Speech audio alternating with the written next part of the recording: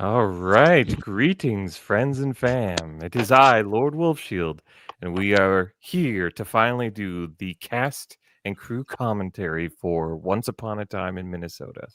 Woo! I'm having problems with my earbuds now. Is that so?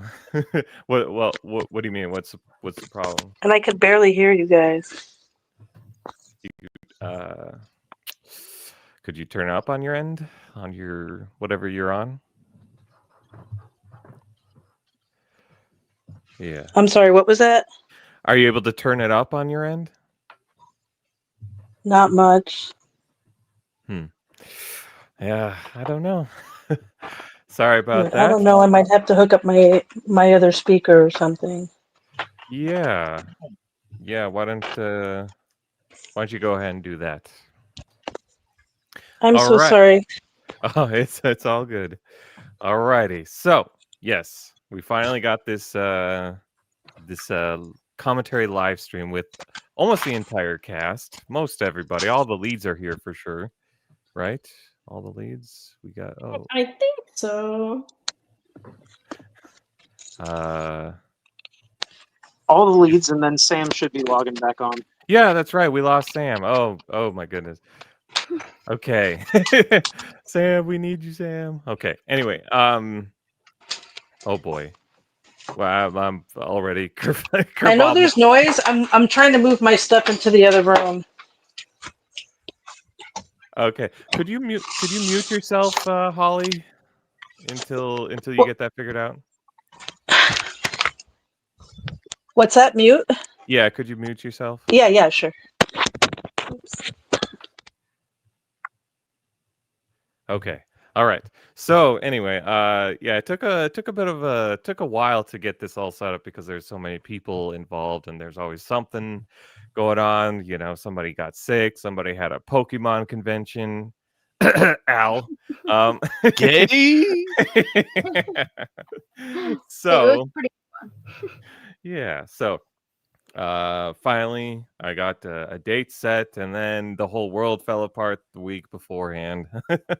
uh I was kind of debating whether I actually should go forward with this or not because the mood, the general mood kind of right now is a little somber, and but I do think that people do need something maybe a little more positive and upbeat right now to balance out all the kind of bad stuff going on right now.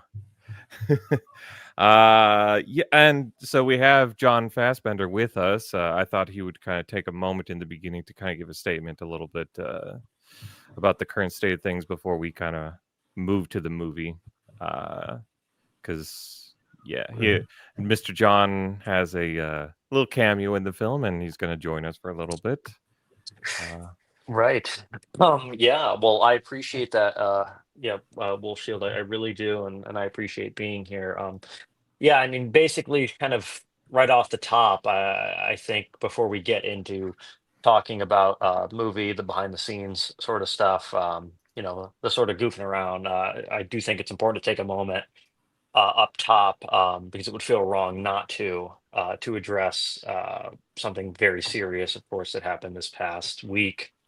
That being, of course, the brutal assassination of conservative commentator Charlie Kirk. And I do recognize there has been a lot of tension, a lot of debate amongst dissidents about Charlie, whether he was an adversary or just another conservative talking head. And, you know, I'll say it plain from my personal perspective. Charlie and I would say most of us within dissidents disagreed on a lot. For myself, I'll tell you straight up, I do feel that he was a Zionist through and through, objectively, and that's not a small thing. Those disagreements are real, and I don't intend to downplay those disagreements. However, there's another side to it, and of course, that's the human element.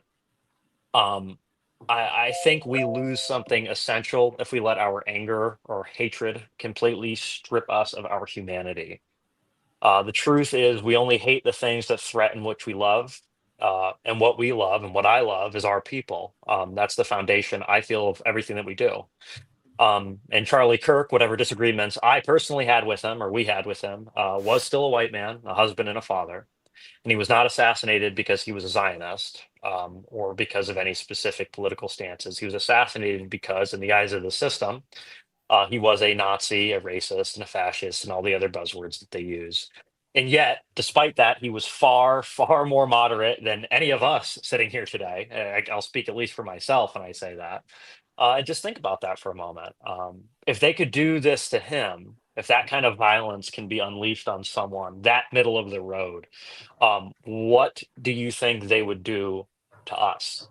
Um, it's tragic, and I feel for his family. I wouldn't wish what happened to him on anyone, not even someone who I disagree with. And so my heart goes out to his wife, to his children, and everyone mourning his loss. I'm personally not here to defend his particular views on various issues, and I think a lot of them were objectively wrong. But I'm here. I want to remind. I want to remind those listening to not lose your humanity. Don't let hatred of everything you don't like consume you. Hold on to what you love and fight for it.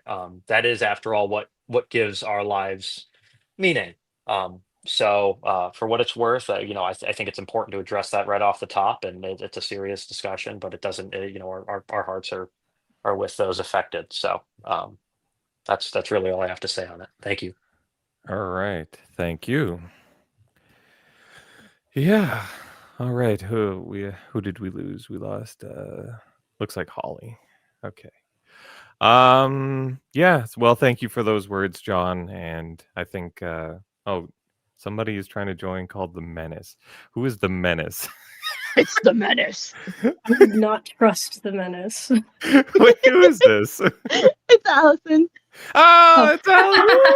Okay. I trust the Menace. I take it back. Oh, wonderful. I'm so glad you're able to join in time for your little part in the beginning.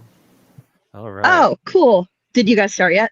No, not yet. We just said a few things about, stuff that happened this week. Just not sound too tone deaf, What? Wait, what happened this week? with Charlie Kirk. Oh, right. Yeah. Rip. You missed everything important.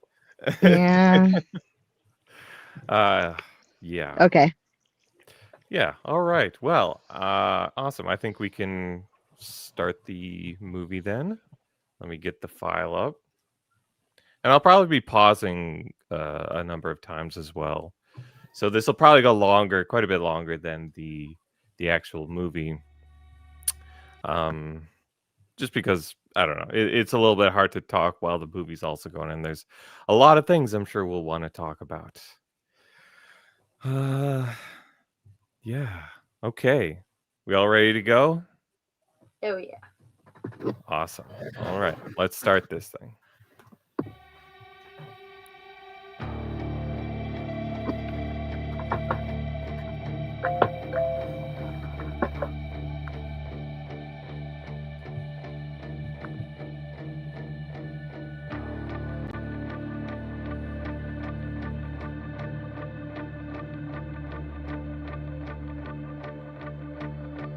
So starting off with this shot, I just wanted to say, I wanted this to kind of be my my touch of evil kind of impressive long opening shot. It didn't turn out as long as I kind of was expecting.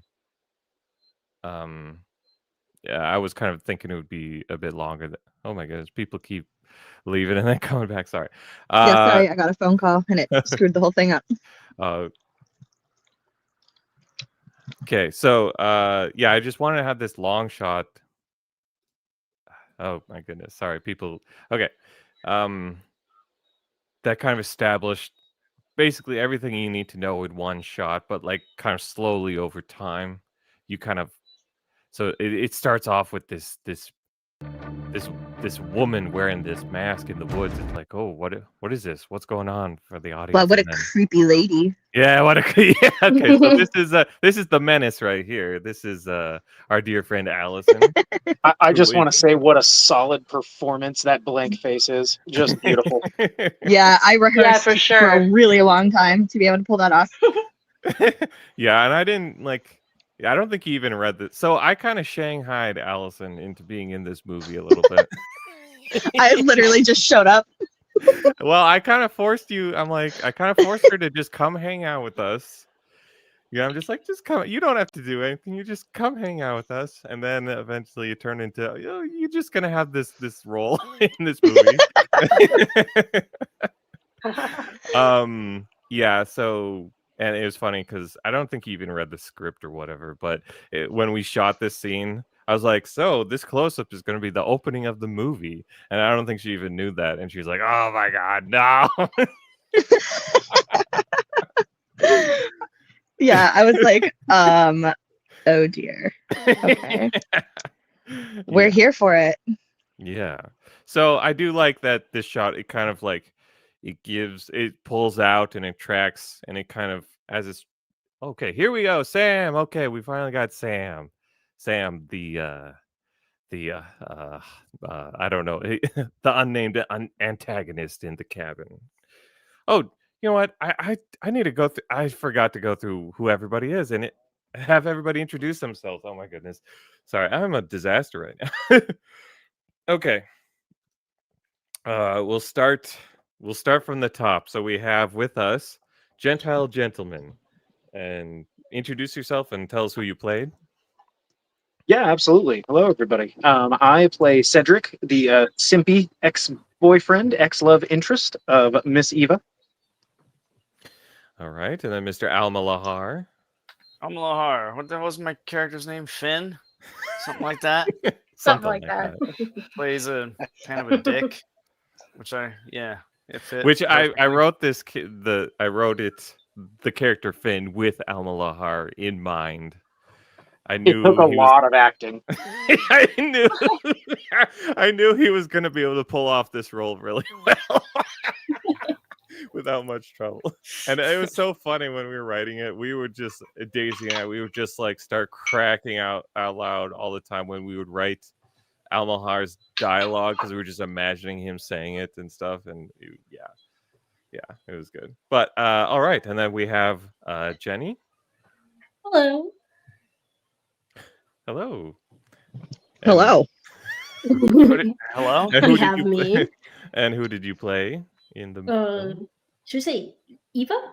Eva, Crazy lady? yes. Crazy sad lady? Crazy cult lady. The crazy cult chick. Yeah. That's me.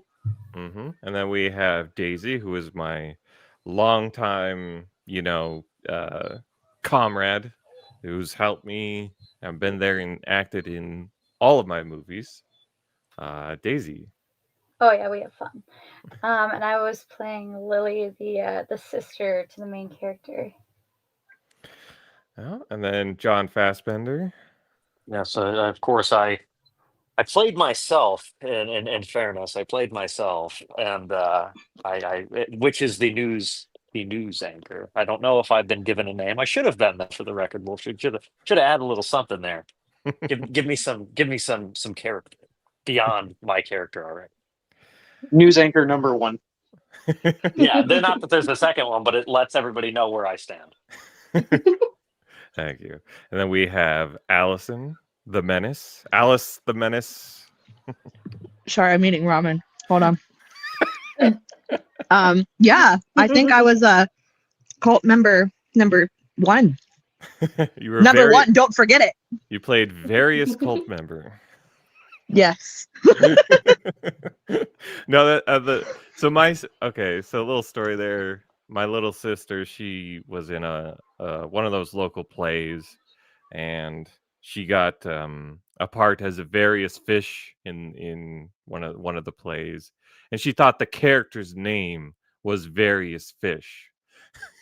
She didn't. I'm writing a book and making up the main character. Aww. She thought she was so happy she got to play the character Various Fish. Listen, That's so make cute, a 6'7" buff fairy king and name him Various Fish, and the millennials will eat it up. It's me. I'm the millennials. All right, I'll keep that in mind. All right, and then we have Holly Busby with us. Hello. I play You cult also leader play 2. various. I'm sorry, not cult leader, cult follower 2. Yeah. And then and Holly, your kind of story about getting involved is that you just messaged me and you're just like, "Can I just come hang out?" I'm like, Well, I was "Sure." like, actually asked you if you needed any more actors, and you didn't at the time. Uh-huh. But then you said I could just come and hang out, so it worked out. Yeah, and then it worked out to give her a little role in the beginning. And then Sam Carnes. Yep. Hello, everybody. I'm Sam. I play the hunter. Yeah, the hunter character in the cabin, which he's unnamed in the movie, but in the script, his name is Bjorn. Yeah. All right. Let's keep going. But yeah, I do like this shot. I think I would have liked it to be a little longer and a little more complex, but I am happy with how it turned out because I think Me too. it does set up everything that you need to know kind of in a visual way. So yeah, all right, let's go. It was definitely a great beginning shot. Yeah. I love long takes, in movies. There's certain directors that love to have these long, uncut shots. And that's something I try to do. Gonna try to do more often in films and There's no This sign of music her, sir. slaps. She must have gotten Oh away. yeah, okay, yeah. And so this lady right here in the middle, that's Holly Busby there. And then It's we me. got Hmm. and then we have the first cult leader here is played by Ryan James, who unfortunately was not able to join us today, sadly. I just No, want to point out that she's Desmond was a close. false prophet. I know you're out there, Sister Eve. The towering, I fearful can presence. sense your spirit. Evangeline, stop! So something I want to add about a little more context about the story here. So when I was when I was developing the story, it was originally just going to be like kind of a more simple cabin in the woods type of story, where the beginning of the movie started, where they get to the cabin. They're just some friends. They just kind of arrive to this cabin. They're just kind of hanging out. There's not really any particular reason for why they're at the cabin. They're just friends and they go to the cabin and then they see, this character with this body bag out there out in the woods, in the distance, and they go and they check it out, and then everything kind of, starts falling apart and the characters start turning on each other, debating like what's real, what's not. So that was kind of what the story was and I had a draft for that actually before I even made Baby Teeth. Actually had the draft for this movie. But I felt that I needed to have I needed the characters to have it needed to be more believable that the characters would start turning on each other, and why some characters would be more likely to believe what's going on, and why some characters are kind of more skeptical. And so I kind of worked backwards from there, because some people are like, "Oh, this cult. I want to know more about this cult in the beginning," but this cult in the beginning and this whole storyline about Eva being this character that actually escapes from a cult was something that was kind of added quite a bit later in the story development. And I wanted to do that as a way to be like, she's sort of the first domino to fall with um the characters at the cabin starting to believe the cult leader at the end, or a potential cult leader at the cabin. So to me, and once I've kind of figured out, oh, like she's in this cult in the beginning and she escapes, and then the rest of the movie she's kind of like struggling with her identity and kind of susceptible. She's more susceptible than the other characters to start believing what the Bjorn character is saying. And once I found that particular element, like the rest of the story just like fell into place perfectly because it gave like so much more like depth to the story. And I'm very happy with that. And so one thing I wanted to point out with this particular shot, you have Eva coming towards the camera, and the cult leader is in the background over her shoulder, kind of out of focus, saying her name, and she stops. You know, later on in the movie, that's going to happen again. I'm going to have a parallel shot to when the hunter character says her name as she's walking away. She stops. He's in the background, and she like stops, and that's sort of meant to be like this thematic parallel because on one, the the cult leader in the beginning is on one side of her shoulder, and the cult leader potential whatever. It's kind of up to the audience to decide what they believe. But later on, the guy is on the other side of the shoulder, and I kind of want to just be like, okay, this is without saying words, kind of show her mindset, and show that this is sort of like a similar thing where she's kind of weak and doesn't quite have the emotional fortitude to resist this type of manipulation, you know. But because it's on different shoulders, it's like a parallel, but it's different. It's a different scenario. So that's some sort of insight into that anyway. And you see in the beginning right away that she is conflicted, and that's kind of her whole character. That she's very conflicted the whole time, and that leads to the that starts the ball rolling on the chaos that kind of starts going down at the cabin later on. All right. I know you're afraid. It's only natural to doubt your own worthiness. But remember, you have committed your soul to the Crimson Angel and to me. You belong here with me. Come home. Epic cheese incoming. No. Return Sister Eve to me.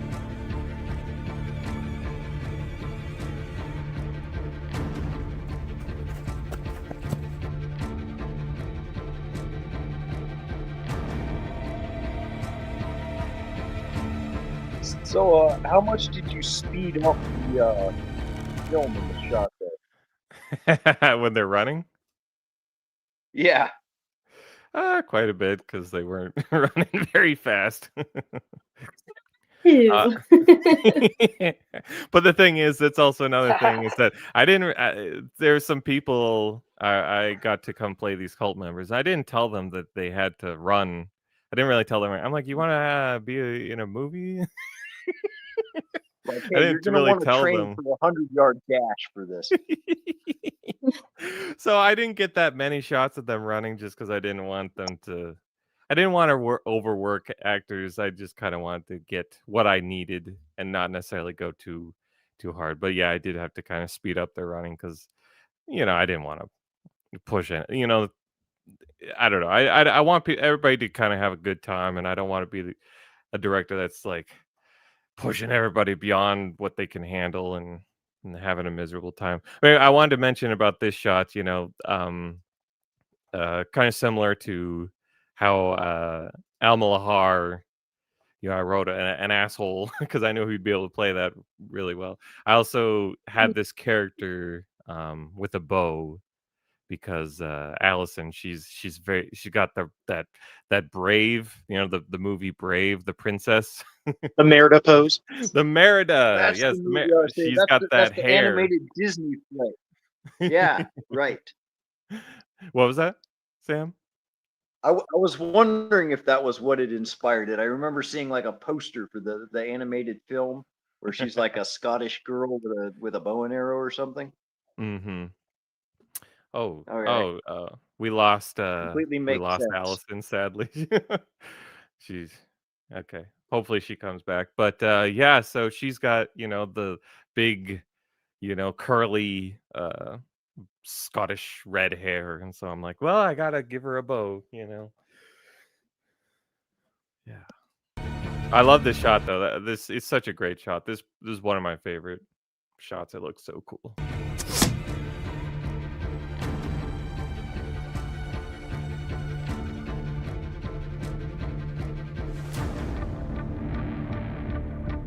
Oh, I took this shot and I was you real did. proud of it. You were really proud of it. The real star of the show, ladies and gentlemen. I heard your ugh. I heard your disgust. Don't worry. I liked it. It's an okay shot, but I would have. We made it work. We made it work. But yeah, because I have my little Alfred Hitchcock cameo here. Al had to do the camera work, and I'm very particular. Like, I don't want anybody else doing the camera work or whatever, because I'm like, I have exactly what I have in my mind, or whatever. But I did have to let. No, you did do a good job. You did do a decent job with the shot, but Mediocre, Alma. Mediocre. mediocre. All right.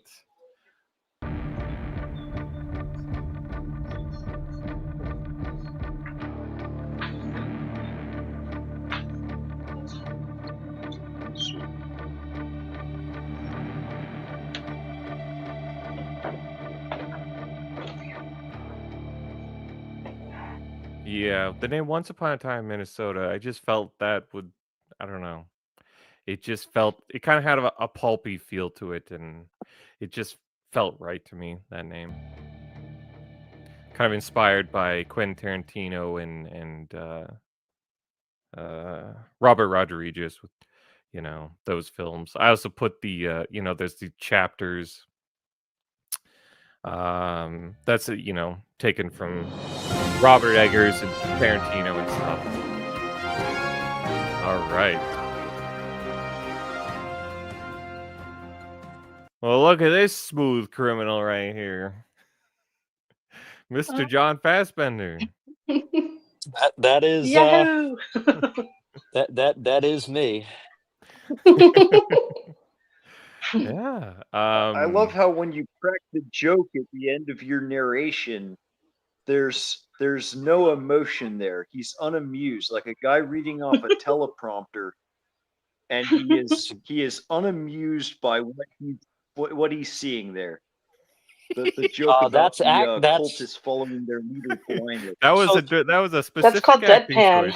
choice. well. So the cool thing about that is that is yes. That when I was unenthused reading that joke, I read it out loud and it hurt me to say.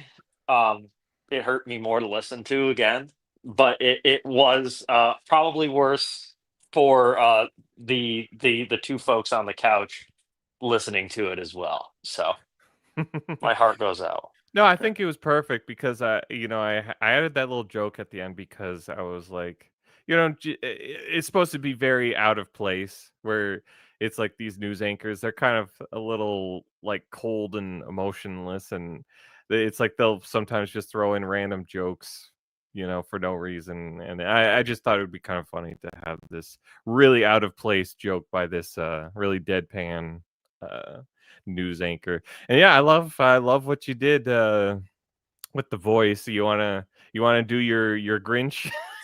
Alan Grinch line? Actually, I'd already almost done it. It appears to be the Grinch wearing a mask. Yeah, you have to.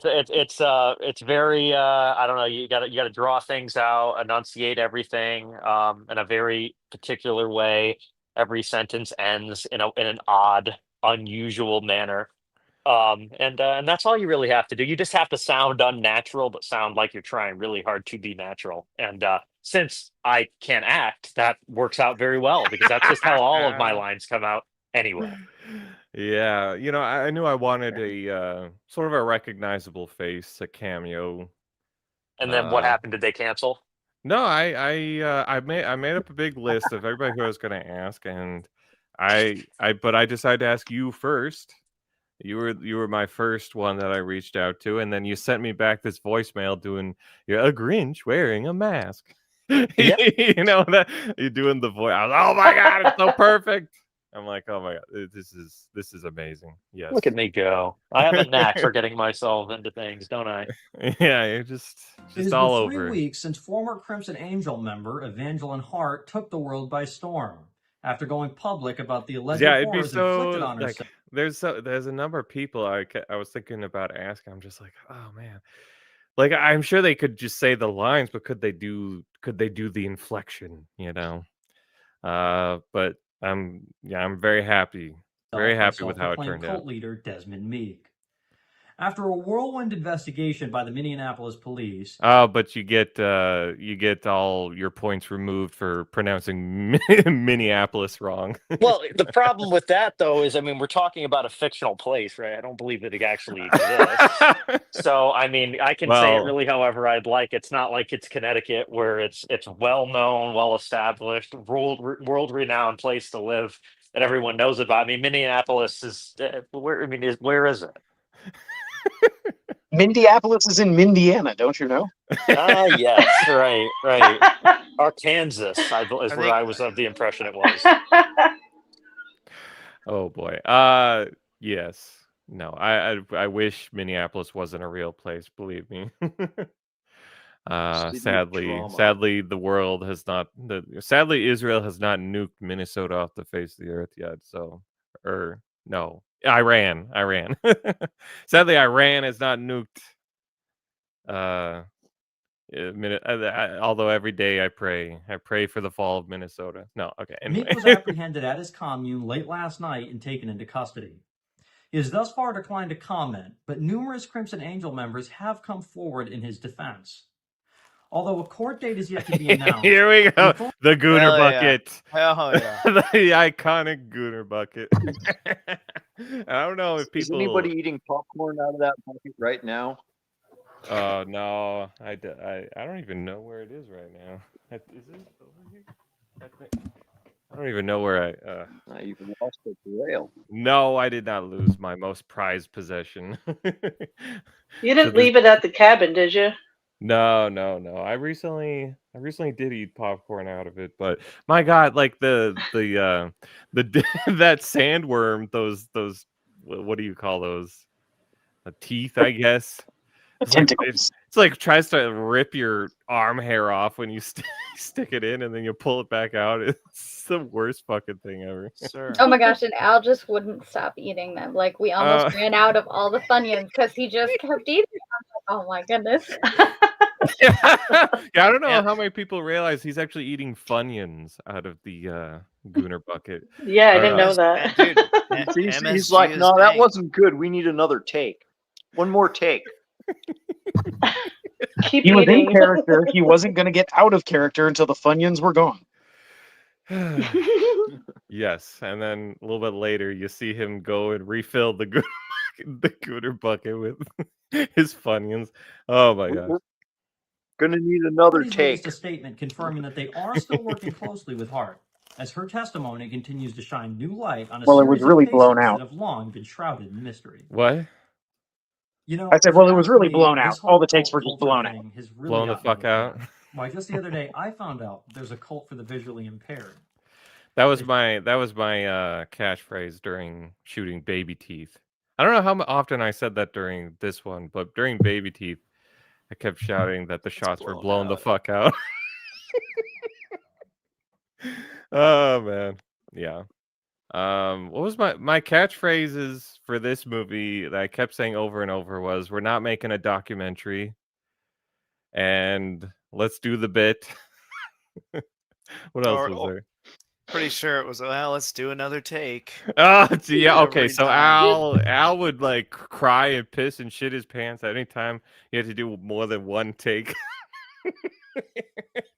He's like Jay-Z. He gets his lyrics in one take. That's it. That's all you get. Hey, we were on a time crunch, man. Dude, oh my God, we just barely got this thing done, man. It was crazy. I think "Where the hell is Cedric" was another good catchphrase. Oh my God. Next Oh, up, okay. yeah. Oh boy. We should well we should get into that a little bit. Oh my God. So Gentile gentleman here, he was like, I don't know if he has like he would see a squirrel and just like run off and he'd just disappear. He was just always he was just always like just disappearing. Hey, the only time I ran away was when the oven was left on. Oh no, it was a little more than that. Yeah, I can think of Being a couple expert more on why there's times. been a concerning rise in cults across the country. Stay tuned. Come on, guys. Turn that off. You know she's gonna be here any minute. There's our big stack of based books right there. Well, you know, that's something I like trying to do. Put all these different product placements. Oh, so RH Snow in the chat says, I for some reason am really drawn to the lighting again. Yeah, I think I didn't have as much time as I would have liked to get the lighting that I wanted, but I think some of the lighting in this movie is pretty good, and I think a lot of that though has to do with the color grading, which Hell Daisy, yeah. you know, Daisy was the miracle worker with the color grading. We spent had to have been 120 hours at least Oh, at least, yeah. color grading this damn movie. Well, for part of the reason why it took so long was because we spent whatever 60 hours or something working on it. Then we realized that we hadn't turned on the right setting for whatever reason. When you're editing on DaVinci Resolve, you get all the color grading how you like, and then you export the file, and then you look at the file that's been exported, and the color grading is different. Well, than what you had. it was also partially because your Mac updated. Yeah. Well, no, that was an issue where I couldn't see the thumbnails for the files. And that made editing really difficult also, because you know, your files, like, you don't know what you're even that's a whole thing there. But anyway, so we exported it and we realized that you have to turn on a particular setting. It's not on automatically for whatever reason on DaVinci Resolve. You have to actually turn that on, and then it shows you in DaVinci Resolve what your color grade is actually going to look like once it gets exported. It's like, what the hell is this? It's not we're color grading and it's not showing us while we're doing it what it's actually going to look like when it's exported. So we had to redo the entire thing again, and that took at least another 60 hours. It's crazy. Yeah, so that was a bit of a nightmare. But yeah, I I'm do pretty think, proud of how it turned out. yes, I think Daisy really she really brought the goods with the color grading, and I think most of it looks really good. Some shots we spent forever and ever and ever and ever trying to get right, and eventually we just kind of gave up, but most of the time looks really good. Very happy with the The whole color reason grading we for it. planned this trip was to get her away from all of this. To get her away? More like to get me away. I can't even leave the house without being harassed by reporters. That's not her fault. Oh, it's not? Look, just because your sister decided to dive headfirst into the Kool-Aid doesn't mean I signed up for this circus. They've only tried to interview you like twice, man. Stop being so dramatic. I'm just looking at the big picture here. Like, are we really supposed to pretend everything's cool because she ditched us for some psychopath? Hey, it's not that simple and you know it. She literally joined a cult. What did she think was gonna happen? Oh, she's here. Well, okay, so should we tell the story about this shot, the driving? Yes, we absolutely could. Oh yeah. What, me being too nervous to drive? Oh yes. Well, Yeah, no, well, no, I so the truth is that you don't know how to drive because No, you are I always do know. driven. I do know. Yeah, so we had to have I'm A very scared, ugly male okay? stunt Like the whole double thing step in about for women you. and curbs. I was like, I'm gonna hit a curb. I'm gonna hit every single Oh, curb man. somehow. Yeah. Keep that attitude in check. And so, and even like this little shot here where she had to drive forward like maybe That's not- 3 inches. She was, I was so so scared. frightened. She didn't, I really was. she didn't I don't know why. She knows the gas pedal means go, the brake means stop, and that's where her knowledge ends. Yeah. So that's. Were you afraid you were gonna accidentally press the either or accidentally? I don't know. I was so paranoid. I was like, "This is not my car. I don't want to hurt it." And there's something at the end of the shot. It's so funny because at the end of the shot, you don't even know how to turn off the car. No. And so I had to cut it. And at the end, there's I'm so in my head about it. there's one of those what is it? Just Ginger Metamorphosis sewing bags. Little product placement right Oh there. yeah. I use that bag all the time.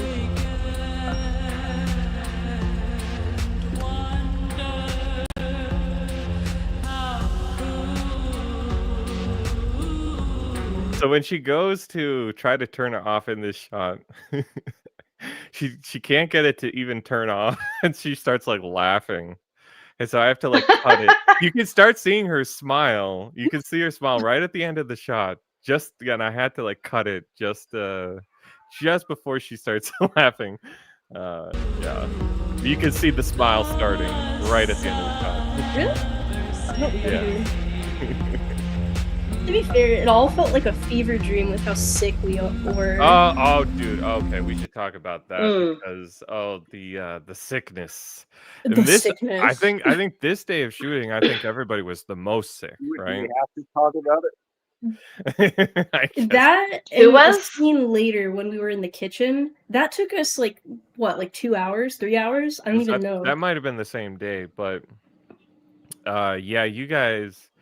And when she walks in, you can hear like the sickness in her voice. You can tell she's got the sickness. Yeah, something. And so like when everybody got there on the first day of filming, there was some kids who came, and there was like 8 kids on set all the time.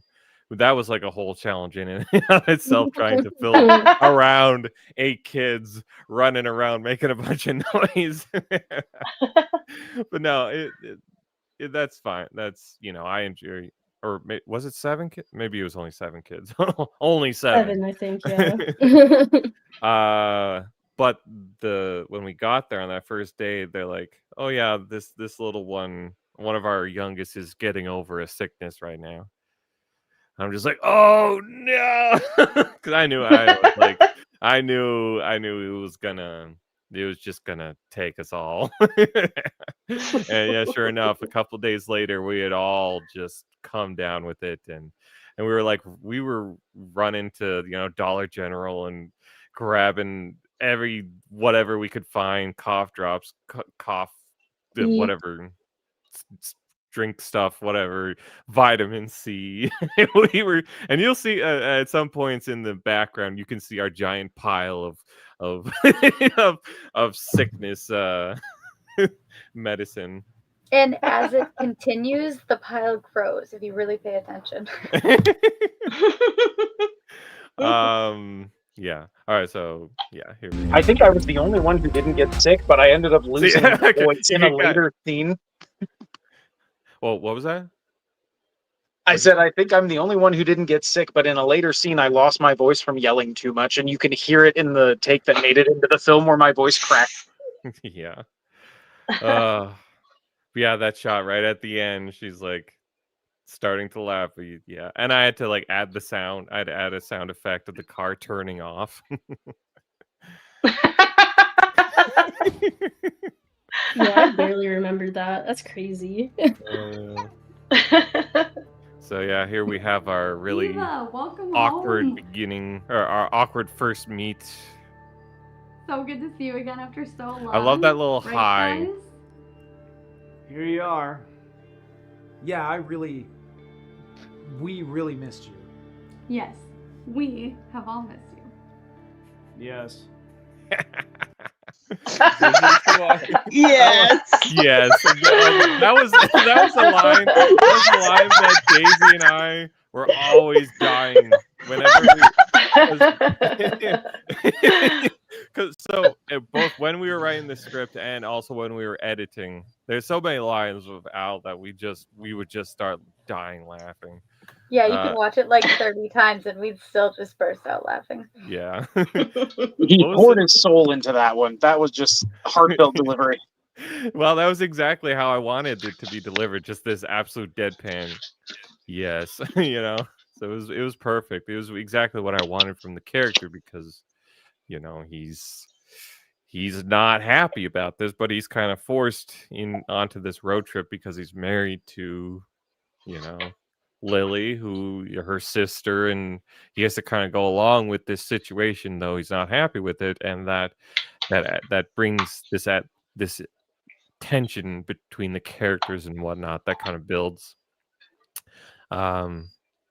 Yeah, but when she walks in, this wasn't planned, but that little high was just right there, you know, in the corner. I love that. I don't know why. It just kind of fits the scene really well.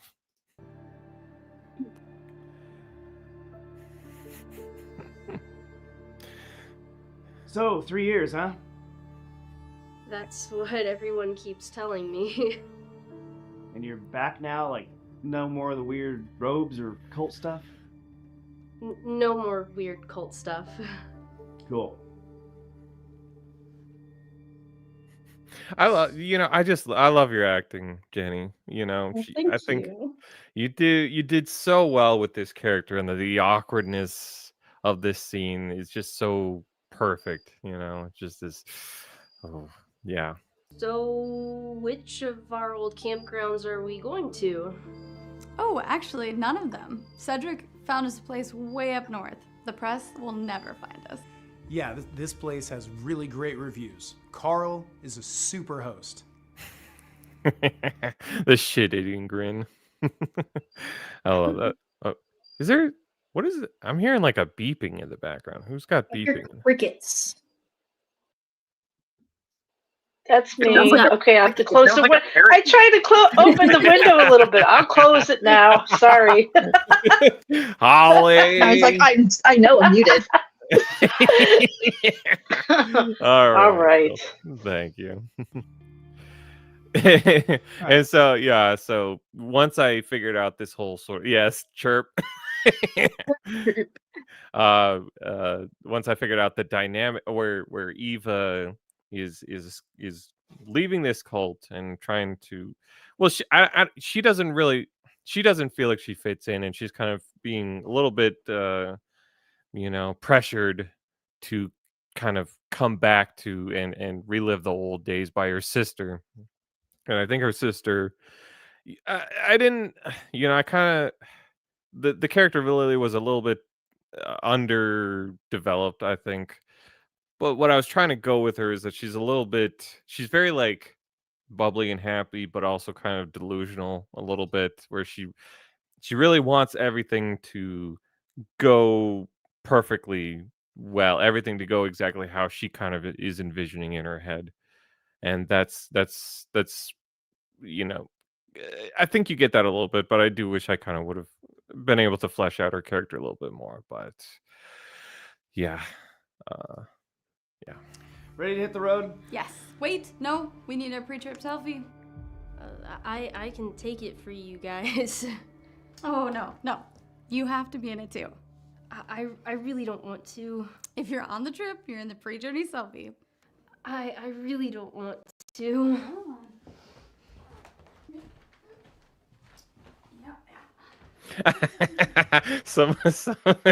Somebody in the chat. This comment made me laugh. I love the movie, guys. I'm gonna give the worst compliment ever, but I've popped this movie on before bed and fallen asleep to it at least 30 times. Wow, that is a very good bad Thank you. compliment.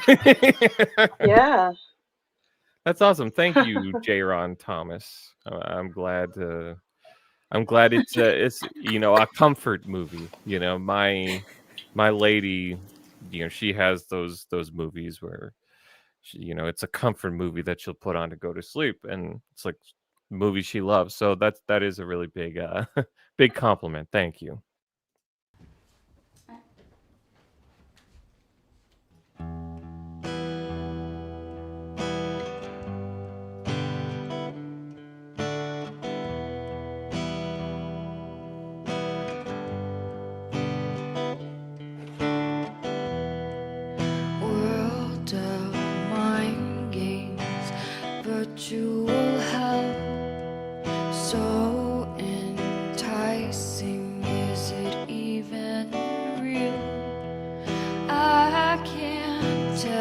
This might be my favorite sequence in the whole movie. I love this.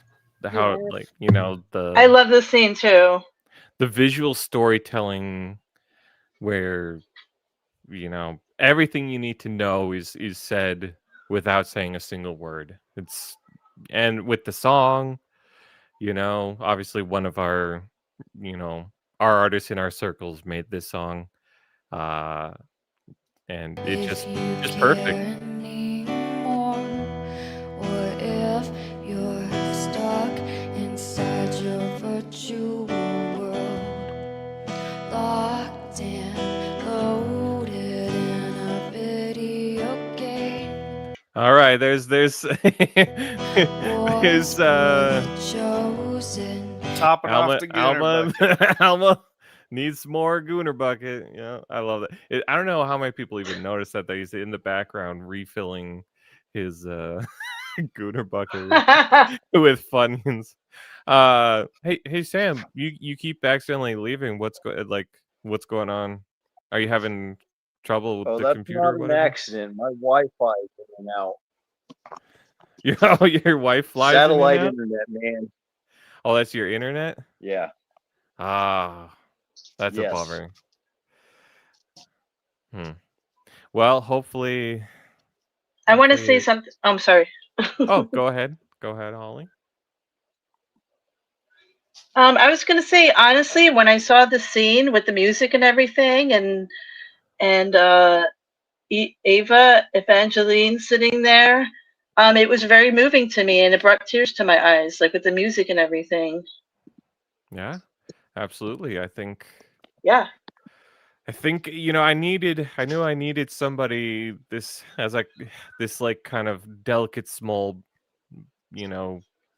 person to play this character, and I think Jenny was just absolutely perfect. I think she got that sad sort of innocence to the character that the je ne sais quoi that I need for it, and I'm very happy with it. Yeah. Yes. Yes. And she was also dying of sickness. Yes, exactly. Yes. Sickness was taking me. Yes. Tuberculosis chic. Yeah. Here we have Gentile gentleman walking by with some Sally Hassenfrau art, So Sally Hassenfrau, I don't know how many people know about her, but she's somebody in our circles who is a very, very talented artist, and I needed someone to do an original drawing later on in the film, and yeah, she did it. She was extremely just such a wonderful person to work with, because she just whatever I wanted, she just got, I just said, this is kind of what I want, sent some sort of reference pictures. She just got on it right away, and she was just kept getting back to me like, oh, is this right? Is this, how do you think you're updating and everything? And just boom, boom, boom. Just absolutely wonderful lady. Couldn't be more happy to work with Sally. And she sent some more art that she had made beforehand to also be used in the movie. That's one of them. But yeah, I highly recommend, if you ever need any art commission, please go to Sally Hassenfrau. I like her stuff a lot. Yeah, extremely talented lady and just absolutely wonderful person. Yeah. I can't tell if you There's the care fun. or are you stuck inside your virtual world?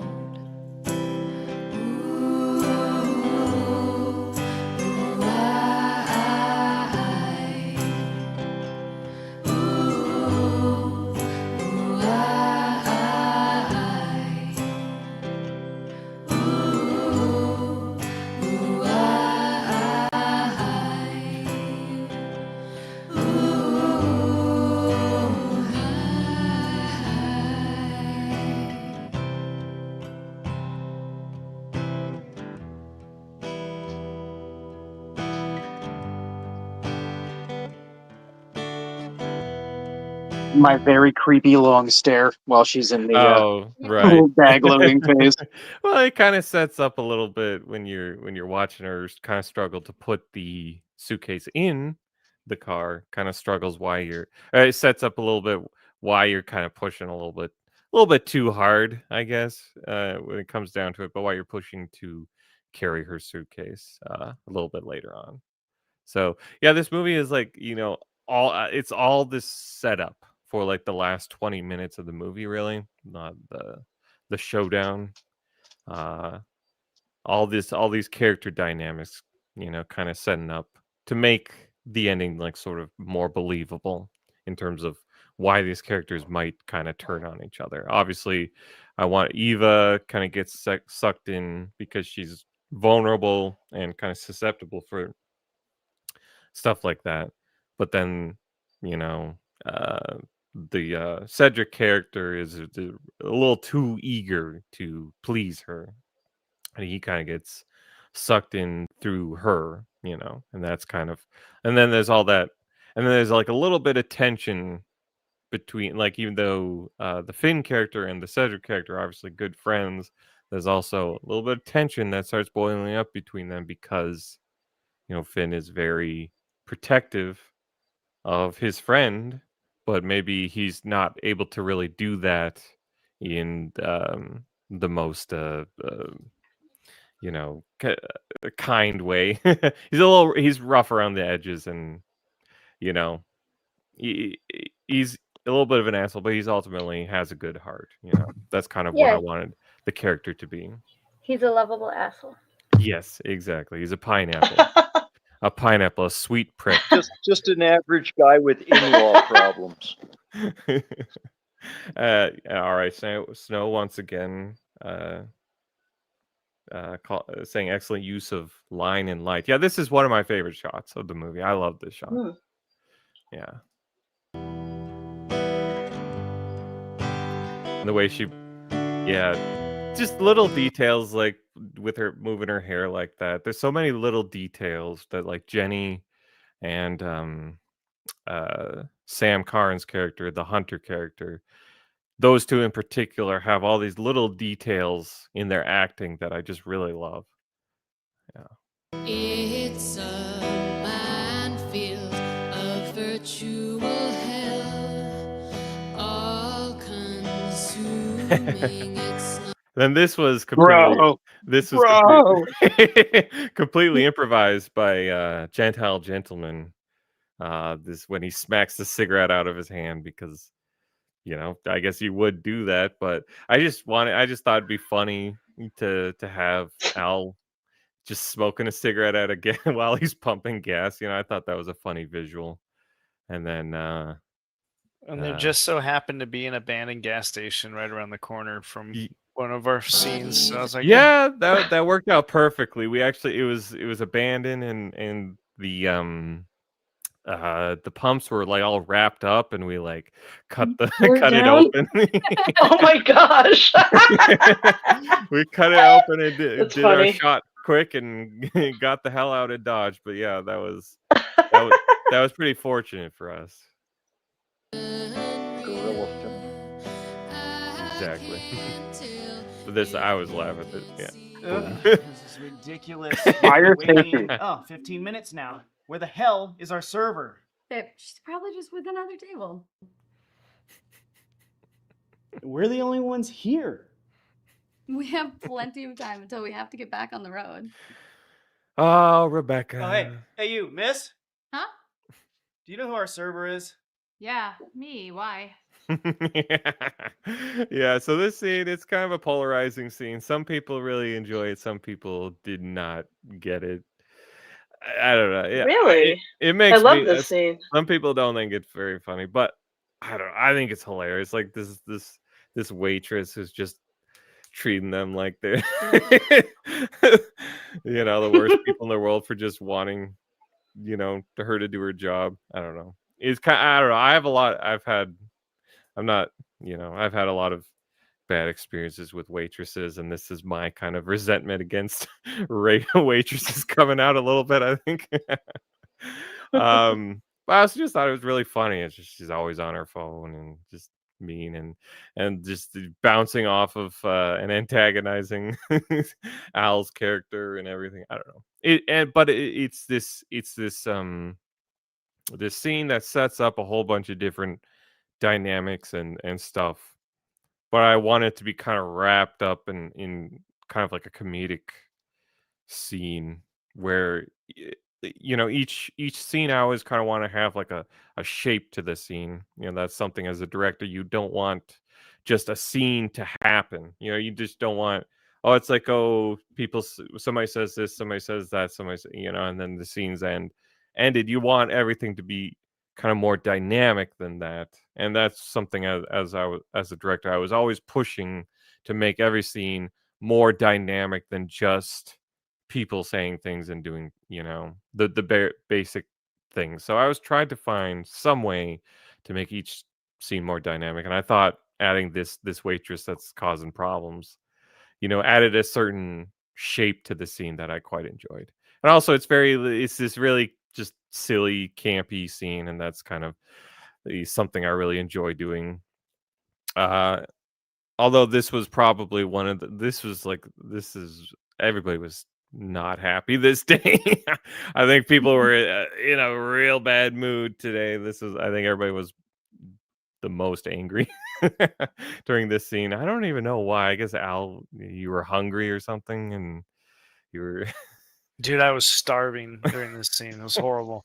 There was that bag of Wendy's, or there was like a bag of food, really and gets nobody could across eat the it, point that and he everybody doesn't was like hungry, and it was I like was eating my fries. I kept eating them. I didn't care. Disgusting. I was not in this scene, but I was freaking hungry. You didn't send any Wendy's over to my place, Wolfshield. What's going on? Well, I guess my Wendy's budget ran out, but it happens.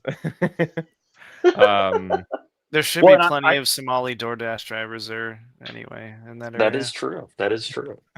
Well, and I remember when we first dropped the film, there was a bunch of people making comments about how this didn't look like a real restaurant and like how stupid it was to film this in like someone's living room.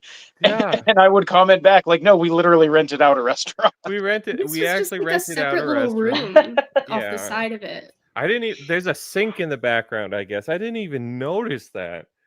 Really? I never even noticed that sink until people started pointing out, and they're like, "Oh, why'd they shoot this at somebody's house?"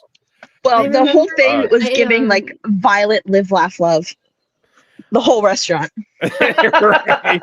That is true. That is Yeah. true. It was very millennial core, that's for sure. It didn't suit the diner outfit, but it was okay. We had to make do. Right. Yeah. But it was so hot also. That was another issue, is that they didn't have AC in this building going for some reason. It was broken or something. Yes, she said it was like broken or something like that, and they were actually going to have a guy come in and fix it like shortly after. So we were everybody done. was just Wow. dying of heat that day. Also, that kind of contributed to people being a little cranky, and if people kept yelling at me that I was taking too long and stuff like that. But I don't know, it is what it is. But I still enjoy the scene, and although I'm sad we weren't able to shoot all of it, I'll get into that later. Oh wait, hold on. This was the day that Holly and I left. Yep. And we got to the airport and ended up sitting at a bar, got drunk, and she missed her flight. Oh, what? No, I did. Oh my god! She texted me and was like, "I missed it." Well, we really didn't have a lot. We didn't have a lot of time to do anything. So I was like, well, maybe I'll just have a drink and then like leave. But it really wasn't enough time. But I wanted to sit down and have fun. Slamming back We got beer flight. Okay. We were fans. I got like a double shot of some drink. I can't get behind that. Oh, it was a drink though. It was like some. It was a mixed like drink. Some fancy bespoke IPA or something. What? Oh, yours? Yeah, maybe. they were like, "Oh, for a few extra dollars, do you want an extra shot?" I'm like, "Okay." So what did But I was able to get a flight right away. Like I had to wait an hour, but that was it. Well, wow. Okay. At least it wasn't too much of an inconvenience, I guess. But No. that's crazy. Yeah.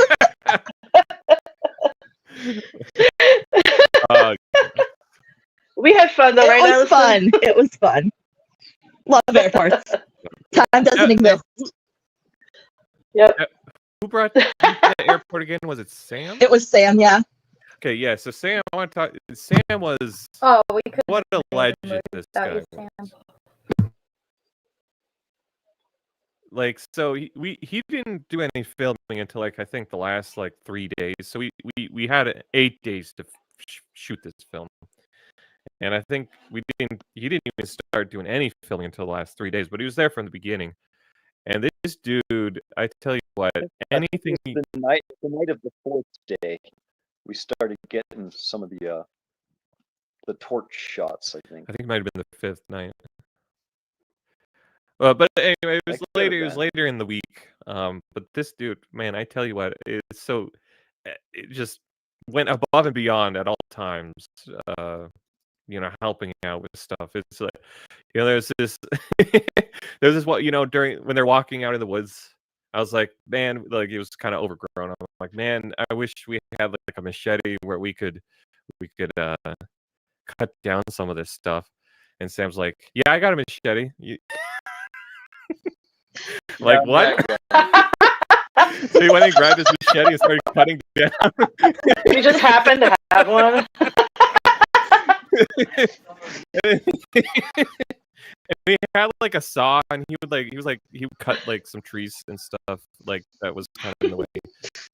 And he brought it. He was just what a legend this guy was, he would, just want to shout out Sam. On low budget filming, nobody wears only one hat. Stephen, I told you. Right. Yeah, and I think Sam really understood, like he really wanted this movie to get done right, She was busy.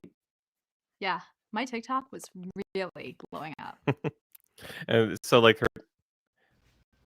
I love that. Just throws the menus like way If you buy 2 orders past of the our special table. package, you'll receive 1 free ticket to our world famous Nordic festival. Hey, this actually looks like So we got fun. like They have there's a different things getting set up in this scene. One in particular is the flyer here, which I had it so that you can't see the bottom part of the flyer. It's kind of being blocked out by Daisy's shoulders. Well, later on in the scene, you'll see at the bottom what the rest of it says. That kind of plays a Man, I part picked later up this on. flyer and was like, this sounds great. And you're like, no, I made that up. Dance. This doesn't exist. Yeah, I don't dance. And what is this incriminating evidence? So what's the special of the day? The number 7. Which is the special of the special day. of the day. we'll take 4. Whatever it is, I don't want tomatoes. Extra tomatoes. Got it. I said no tomatoes. Okie dokie. The fucking tomatoes, man. Are you that crazy cult chick? That's me, the crazy cult chick. I love that. That little double take that TikTok hears Jenny. about this. Oh, I love that. So when the waitress, she's like, "Oh, just wait till TikTok hears about this." It's a funny line, but also to me, it's sort of like setting up the later on in the story when the Hunter character says her name, for the first time, and people are like, he probably just heard about it online or whatever. So the idea is, she's all over the news, but also maybe because you're supposed to be able to interpret what's going on 2 different ways. Either he's actually psychic and everything he's saying is true, or he's like a crazy guy who's like this manipulator, whatever type character. And so that's setting up like in the beginning when they start questioning things, it's like, oh, maybe he just happened to be on TikTok and knew she was in the area, and so he's kind of working off of that information. Is she high or something? It's probably her first day. Hey, don't let it get to you. I shouldn't have come along on this trip. I'm not part of the gang anymore. I'm just the crazy person you guys are bringing along out of pity. No, you are not crazy. Aren't I? I should have ran away after meeting him that first night. So how did you meet him? He volunteered at those cancer support meetings that my mom and I used to go to. Occasionally, he'd give a short speech during group discussion. About the... Somebody's saying the audio is cutting out. Is that correct? The audio is cutting out? Chat, if you could... I'm not hearing it. It If you could sounds let fine us, to me. if you could let us know if there's some sort of audio issue, because maybe Just a little bit because for me. Random chat member that I don't know. Shut it. Oh, okay. Listen. Yeah. Let us know. I don't know what I could do, I guess, if the audio is cutting out, but hopefully audio is a little crackly. Huh. Yeah, it was cutting out a little bit there. Well, I guess that's it then. Good night, everybody. No, I kid. Seems okay Hey guys, it's now. been fun. I don't know. I don't know what the issue could be. Hopefully it's okay now. All right, so we'll Crimson keep going. Angel? No, about hope. About finding peace in the darkness. I was in a pretty bad place at the time, and he would regularly... I want to. So J. Ron Thompson in the chat said, "I was a bum and didn't order the DVD until now. Don't be a bum like me and order the DVD, or at least donate." Yes, if you want to see more movies from us, I think we all want to do more movies together. Yes. If you do want to see more movies from Wolfshield Studios, get them bigger and better, then if you go to the description box here on YouTube, you can order the DVD, or you can send a donation through Buy Me Coffee or Cashapp. So please, if you like what we're doing and you want to see more, then consider donating. Yeah. The DVDs were my idea, so if you buy them, it seems like I had a good idea. Well, I think I was planning on doing DVDs anyway. Yeah, but you can take credit. That's fine. To recruit you into his cult or what? He offered Audio is perfect encouragement. now. Hopefully it stays He that way. gave me his number and said to give him a call if there was anything I needed. After the funeral, I found his number while doing laundry.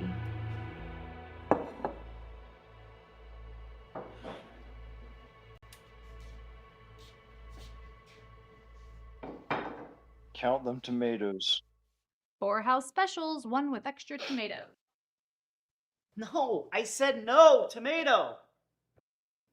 Oh, Ben, just let it go. That's just a giant. What were you Okay. Nothing. Al and his tomatoes. When they were putting tomatoes on the burger, they're like, "Is this okay?" I'm like, "No, keep going, keep going, keep going." It was like this ridiculous amount of tomatoes, and yeah, and then Al and he's like passively aggressively taking them off. I love that. That's I always laugh at that. Never mind. Like particularly, he just stares at it, and tosses Hey, it. miss? I love it. What? Can we get some napkins here? I already gave you napkins. No, you did not.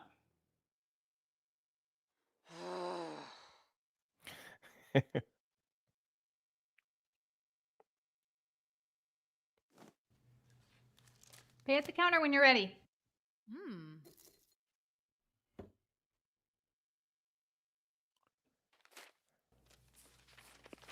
Let me get that. No, I've got it. No. You don't have to. Ooh, the I know, but I simpering. want to. No, it's okay. It's so It really uncomfortable. is okay. Yeah, it is okay. because it's on me. You're good. We're good. Everyone's good. So sadly, oops. No, babe, stay to the. Sadly, there was more to the scene that we were not able to shoot. That scene was literally the worst scene out of all of them. It was the least fucking fun I had all week. Every other scene was great. That was a rough day. That was the only like unenjoyable day I had out there. To tell you the truth. Well, if it that makes scene you was feel any rough. I better. don't know why. My friends liked the scene. Well, that's good. My friends thought it was funny. I'm glad. But I think it was just because it was so hot and people were hungry, and we had a very short. We had 5 hours. We only had 5 hours we could shoot that. And so, unfortunately, we were not able to shoot the end of the scene, which was going to be where Al and Daisy go up to pay for it. And then, so the waitress, she's like, if you buy whatever this special of the day, you'll get a free ticket for the festival, right? That was setting up for what would happen in the scene we didn't get to. So he goes up and he's like, all right, can I get the free tickets for the festival or whatever? And then the waitress is like, oh, we're out of them. So just another sort of like thing to drive him crazy. And Another great letdown. another great letdown. And then she turns her, she does the bit where she's like, all right, you can give 25, 30, or 35% tip. And Al was gonna be like, just like staring, like dead eyed at her. And then like Daisy was gonna be like, ooh, 35%, and hit the 35% tip. And then he'd be like, what?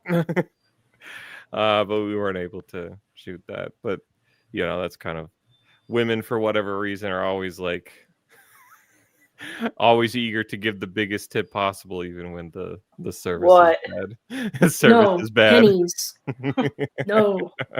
And they'll get mad at you if you don't tip No. $100. I don't know what women you're hanging around, bro. Not me, man. Yeah. I want my waiter or waitress to feel punished. I want it to be targeted. I want them to know what they did and feel sad. Yeah, of course. Hell hath no Yeah. fury. All right. And then this scene, I think the real letdown of the scene was the fact that by the time they actually had to bite into this food, it had been sitting around for like 3 hours. Yes. And I don't dude, think it was that disgusting. Oh, are you serious? improves after 3 hours of sitting around. Yeah.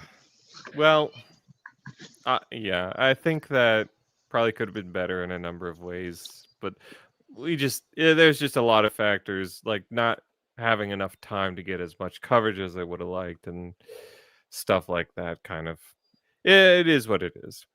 I think it's still pretty fun. We still laughed a lot while we were editing it. Yeah, anyway, so this scene, so Daisy improvised this line. Stay to the far right. That was kind of funny, right? Daisy, are you around? Oh yeah. And then she starts talking about Bigfoot. This is a reference to Little nod.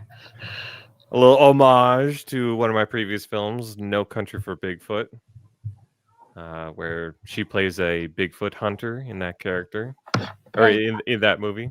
Yeah, and my character can't spot the Bigfoot, so it's a nice little touch. Far right. Yeah. No, but seriously, I have seen it. You've seen Bigfoot. Yes, there was a documentary about it and everything. Let me guess, you saw it on the History Channel right after a different documentary about how Hitler built the pyramids. Okay, don't be bitter just because you decided to stay home and be lame that night. It was just some guy in a Bigfoot costume, like, that's it. I think I can tell the difference between a real life Bigfoot and a guy in a costume. Yeah, one would think so. Hey, watch it, mister. Well, some things never change. Them. It wouldn't be a road trip if it wasn't for some weird kind of debate. Didn't they spend like 2 hours debating whether or not birds are real or government drones on Got our some last road trip? Mariana earrings. Yeah, I love Lily, but sometimes she's a little strange. Shout out to What about Mariana. Lily? I heard her name. I said you're the best. Aw, thanks, man. I love your face.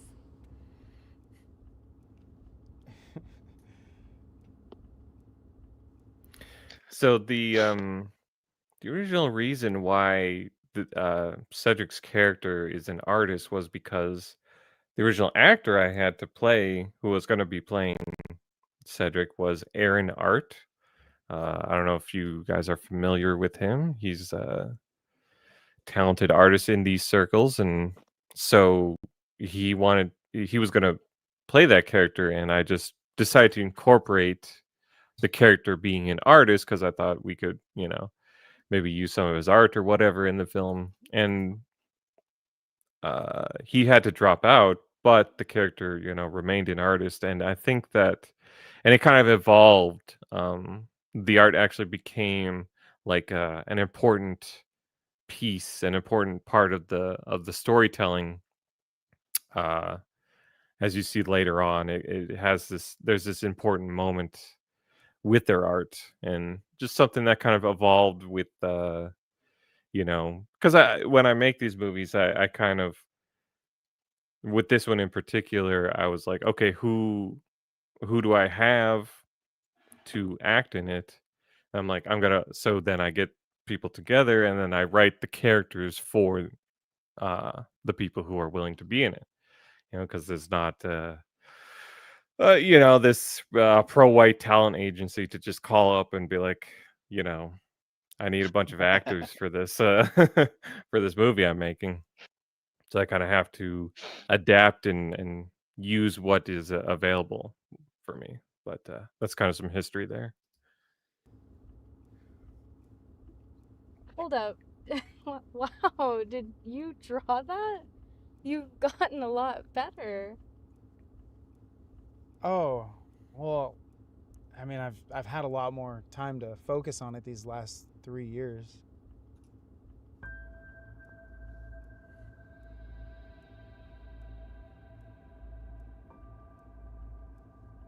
I'm sorry for how it all went down between us. You didn't deserve that. No, and don't be. Honestly, I should have done a lot more to try to bring you home. You always did try to fix everything, but some people and some things are just broken beyond repair. That's not on you. But that really is a fond memory. When you left? What? No, what you were saying. Our last road trip. That wasn't an easy trip for me, especially after the phone call from my mom. But later that night, in the graveyard. That's your fondest memory from that trip? So much of that trip was utter chaos, but sitting there under that big oak tree with you that night, that was the most at peace I'd felt in a long time.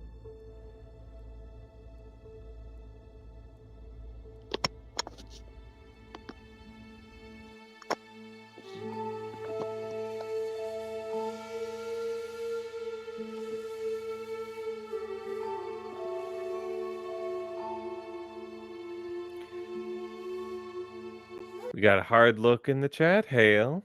Thank you for joining. Oh, so this was our very first day of filming here. That shot of the car coming up was the very first shot that we shot. And so, yeah, so this is our first time, everybody is together acting. Yes. I was frolicking in the fields picking flowers. Oh, nice. Oh my gosh, you guys, look at it. It's even cuter in person. Dude, nice find, man. Oh boy. Dude, did I not tell you that Carl is a super... Do you want to talk a little about the lobster situation? Oh. Okay, so I don't know what it was, but Al, the camera loved any red in your face. So there were certain scenes, this one being one of them, that we had to like tailor the entire scene to try and get that red down. I don't even know how many times we tried to fix and change this scene in particular. I think we probably came back to it every time we were editing. Oh my gosh, you guys look at Yeah, him. and this was the best we could do, and it's like, Oh, it's so oh bad. boy, I My just I skin is can't. blown I out. blown it's so the bad. fuck out, dude. This We is like the tried. one shot that literally drives me insane to this day. Yeah, boy, that was something else. But like anytime we started color grading a scene, Al would literally, it was like way worse than this, but he would literally turn completely red like a lob. We always say he's lobstering out. I was like, we got to change the title of the movie to The Lobster because this is ridiculous. It took a lot of, and this is probably the worst shot. The worst by far. I couldn't get it. Yeah, Al. What are you thinking? Stop being so red, Al. God damn it. Oh no, let me get that for you. A lack of makeup department, I think, was the flaw there. That's right there. Yes, Exactly. that's kind of the thing is that nobody was wearing makeup except for Daisy, so that all the skin tones are just all over the goddamn place. So next movie, fellas, you're gonna Yeah. have to wear makeup. Yep, it's happening. It's each project is a learning experience, and boy, did we learn the hard way about about this one. Well, and in Baby Teeth, we didn't really run into it too because, you know, Once my fair it had the red light on him. Right. Oh, so awkward and cringe.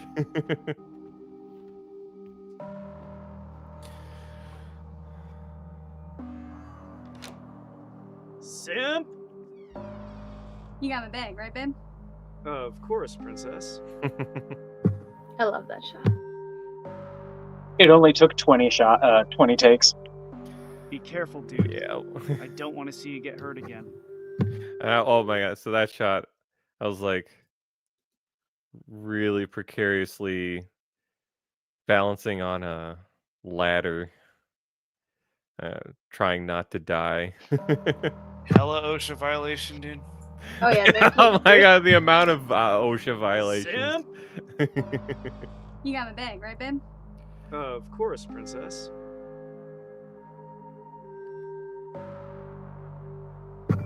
I do have to point out though that Be the careful, scene where I dude. popped my head out, I think that was done in what, 2 takes? That one was easy. No. That was the easy one. No, it wasn't.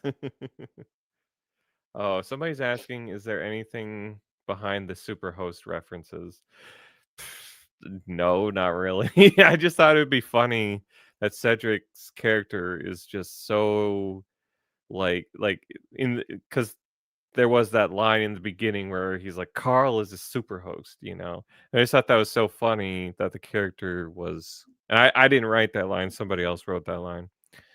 But I'm just like, this character is so, I don't know, excited and about the whatever that he found a cabin where the Airbnb host is a super host, and he's just so proud of that. Like that's this, whatever. I just thought that was really funny. So then I kept having him referencing it, multiple times throughout the rest of the movie. I thought it was just a dig at Airbnb because on there, like everyone's a super host. I don't know. At least every other one. I don't use Airbnb, so I'm not really too familiar with it. But it was just a funny line to me, and I thought it'd be funny if you just kept repeating it over. And people are like, "What is the meaning?" I'm just, there isn't really a meaning. It's just because a silly. Shield was a super host. Yes, exactly. I'm a super host. Yes. Yeah. But yeah, I'm like precariously trying not to die while getting this shot. See you get hurt again. Well, I think it's more so that he was using the fact that he found a super host Airbnb to try to like impress Jenny's character. You know, like that. This was gonna be, something that would be like, you know, and it's a way to impress her. That's kind of my interpretation of it. It's just silly. Oh, welcome, friends. Hey, wow. Oh, what the hell? I accidentally went all the way back. You got a little excited there. Yes. So we have here. Oh, it's so hard. Dang it. I can't get right to where the. Who's running the projector here? Dang it, sorry. I will have to rewatch this scene for the third Be time. careful, dude. I don't want to see you get hurt again. But this welcome friends sign was made by Holly Busby here. And she made it specifically for this movie. And she let me keep it afterwards. I love that. I love frogs and stuff like that. So, Do you still have it on your front door? Fantastic. you know what? It's not on my front door anymore, and I don't know where it is. And my wife doesn't know what happened to it either. I don't know. I don't know if somebody maybe we put it somewhere. Maybe somebody stole it. I don't know. I don't know. Just not there anymore. Wow. I'm pretty sure it's in your spare room because I saw it when I was crashing up there a while ago. Oh, did you? Okay. Yeah. All right. Oh, there you go. All right. Sounds I was gonna say it. It felt a little flattering that somebody stole my art. Well, I mean, yes, that's what happened. This is amazing. All the woodwork. Are those real? So yeah, I was always trying to get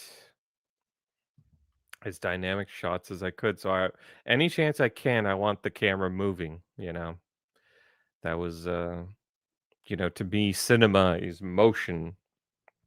It's the motion of the you want the story moving, the characters to be moving, the camera to be moving. And this project, I had this very special camera, this gimbal camera. It was just a huge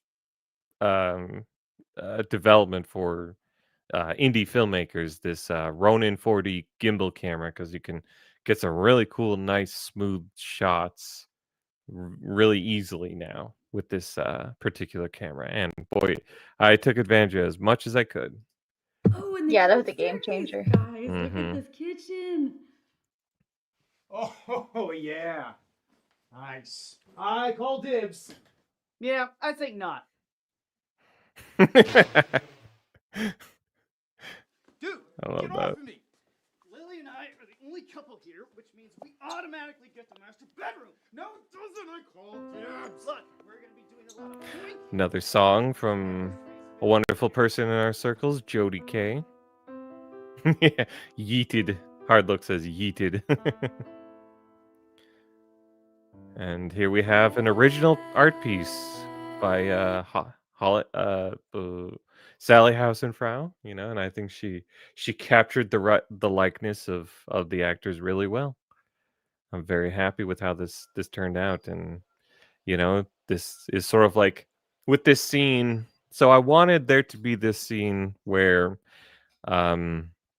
the Eva character and Cedric character have this breakthrough moment where there is, because she has this wall up, with everybody, particularly with Cedric, because they have this past and she doesn't feel like she belongs there anymore. So I want to have this scene where there's this breakthrough moment where she feels that connection to him again. But I didn't want there to be I didn't want it to go farther than that, because it is sort of a complicated situation where she is, pregnant, and she knows that, at the end of the day, it's probably never going to work out with Cedric, So, that's why this particular scene, I think, works really well to sort of, because these characters need to make that connection but I didn't want it to really go farther than that. But they needed that connection for what would be coming later on in the story, where they kind of, uh, you know, band together and turn, against the other people in the cabin. So it's all this sort of, stuff being set up, and I put a lot of thought into, all these character dynamics and how to approach everything, and foreshadow things and build up to things towards the end.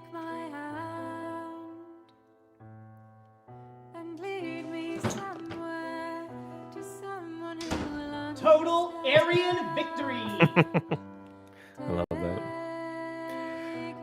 So I love this shot. He of where went it's from like, "I don't want to see you get hurt, bro" to "I'll fight you to death for this room."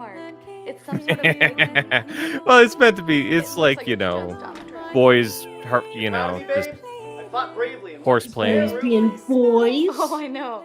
I could hear you two hyenas from outside. I do love like that the way I set this up was it was supposed to be like focusing on these two characters, not saying anything, just looking at each other. And then there's like also this other conversation in the background where the other characters are like blurry, and they're like a little less, you can't really hear them as well because the main focus, is on these characters. I really like how that turned out.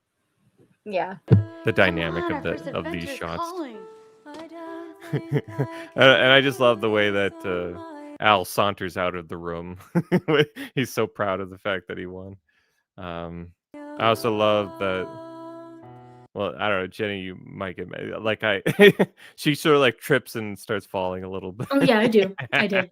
I was wearing socks and sandals. I had no, and they're terrible And I sandals was too. like, They're old.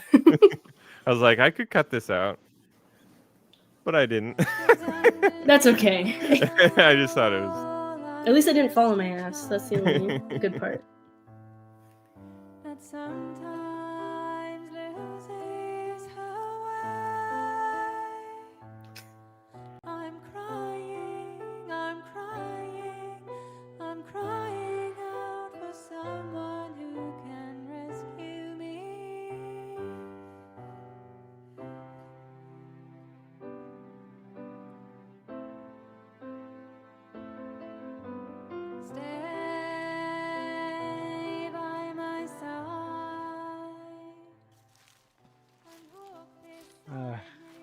I wasn't expecting you to see that. I'm glad I did. Yeah, it was the last night that we spent together before everything changed. But, I had always hoped that we could get back to where we were. I've felt that hope before too, but I don't know if it'd be possible. I'm not the girl that I used to be. Well, I could get to know the new you.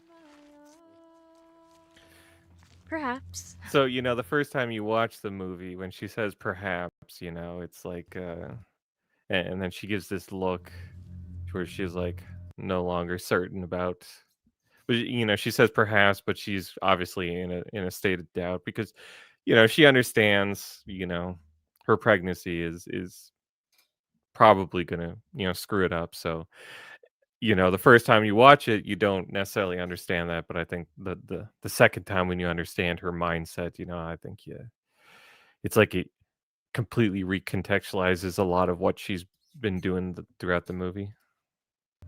I love that. I think she nailed that really well. Oh, this altar, man. What is this? No clue, but it's cool. Boy. What do you think these- You want to talk a little bit about building the Markings, altar, man. Daisy? That was like, I don't even know how long of a project that was. Oh. It had to have been like 30, 40 hours we spent. Yeah. And we didn't we didn't know what we were doing. No. Neither of us have experience, but we did our best, and I think it turned out pretty decently for people who have never done anything like that before. But boy, did it take a lot of A lot of trial and error, that's for sure. Yeah. And we were out, and we didn't have anywhere to do it but outside, so we'd spend literally like 12 hours a day out in the sun, just literally sweating to death, working on this stupid thing. Yeah, but and it's only in the movie. You only see it in the movie for like 10 seconds. Well, you do see it at night as well. Like, it's But probably it's like a dark. grand total of maybe 20 seconds of screen time. Yeah. And then we spent like 40 hours on it. It's pretty Making wild. movies, though. That's what you do. It's got to do. I like, I want to kind of bring back practical effects building type stuff to films. And it was an interesting challenge, but I think it did pretty well. Yeah. Cedric, you're the nerd here. You should be able to translate it. I don't like the look of this, guys. We should head back. I believe I have seen some of these runes before. It roughly translates to discover the sea. So once again, like with this particular scene, I wanted to have this shape to the scene where there's the dynamic of the girls are kind of like a little weirded out and kind of a little scared by it, but the boys are kind of making jokes and making light of it, and have that the mystery of the movie is finally starting during this scene. So there's that element to it. And but also, I like to try to have these two different tones where like the boys are kind of joking around, but the girls are kind of like, there's this feeling that rising tension, just to make the scene a little more dynamic. My tattoo is blown the Look fuck out. within, Yeah, right. and you will find that the faggot among you is Finn. I love that part. That always gets the biggest laugh. Don't be mean, Cedric. The best Easter egg there is that you and me both have bruised fingers, and if you pay attention to our hands in the scenes, you can see that we both have matching bruised fingernails. Ruin stone.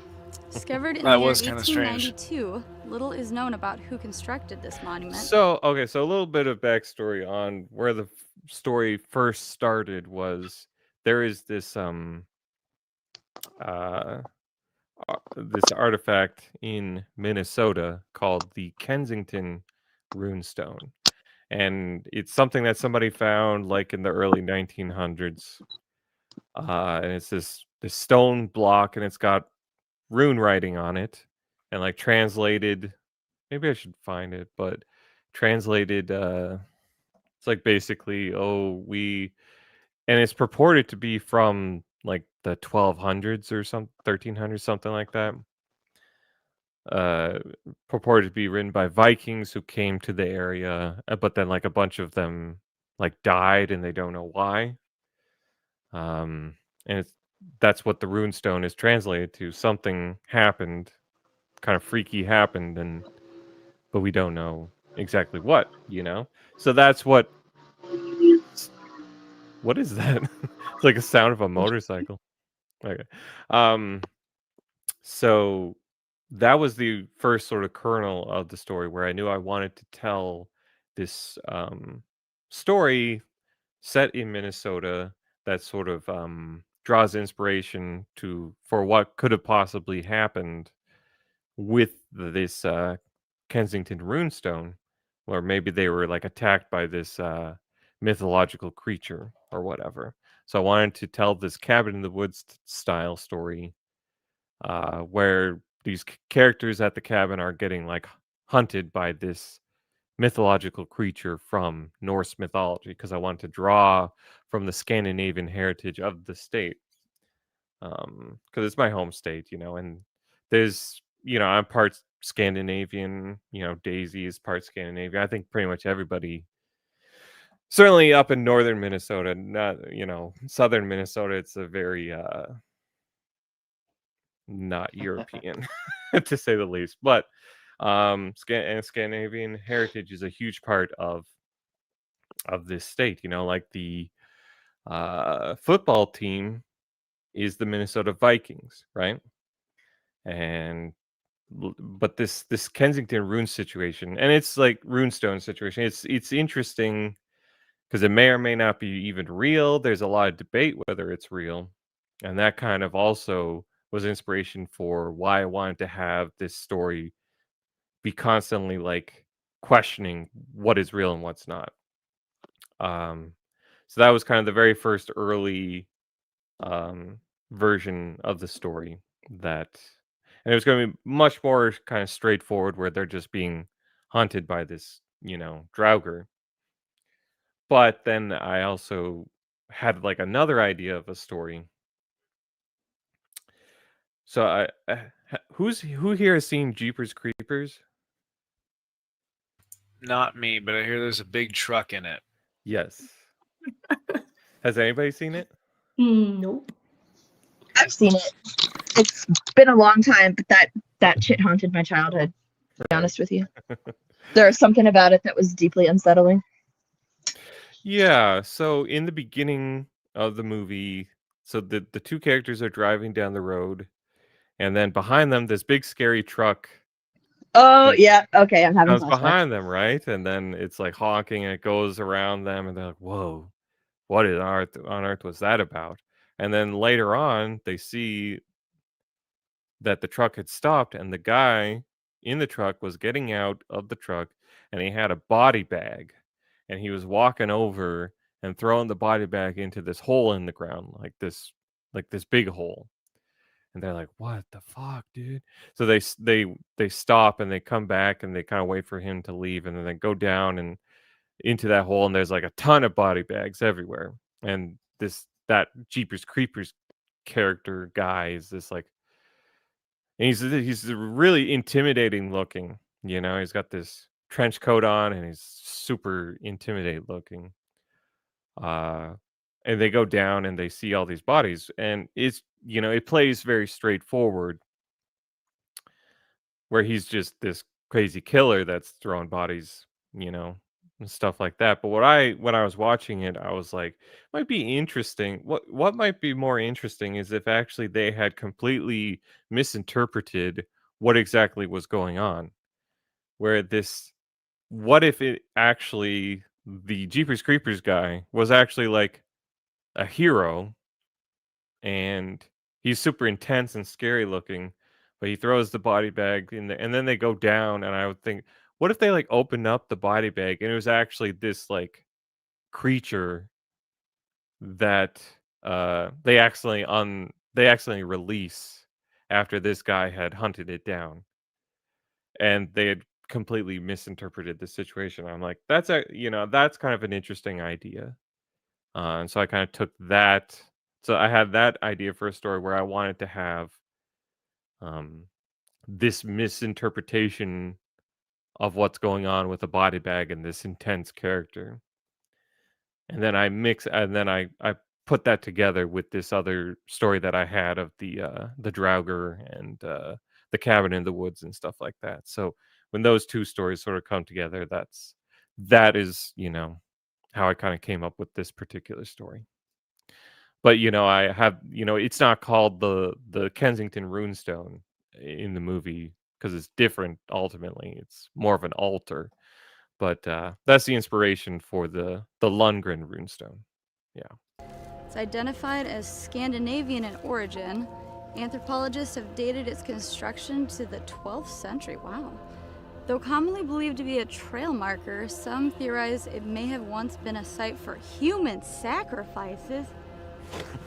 And so when it ends with that line of like the saying, some theorize it may have been a site for human sacrifices, it's like kind of setting up why they would misinterpret what they're seeing when they see the hunter character doing what he's doing.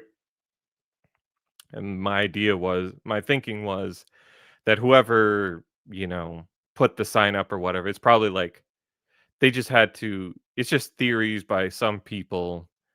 They don't really know what it was for. But I wanted to plant that idea in the minds of both the audience and the characters, so that the audience and the characters interpret later on as, oh, they're taking this innocent girl and gonna be doing a human sacrifice, just so then I really wanted people to be thinking like, okay, this is how the movie is gonna play out, and then pull the rug up from under you and take it in a completely different direction. Sacrifices? The gods demand blood! Seriously, guys, it's not funny. Oh, come on. We don't even know if this was actually used as a sacrificial altar. The plaque just said it could have been. This place is giving me the creeps. I think we should head back. Yeah, same.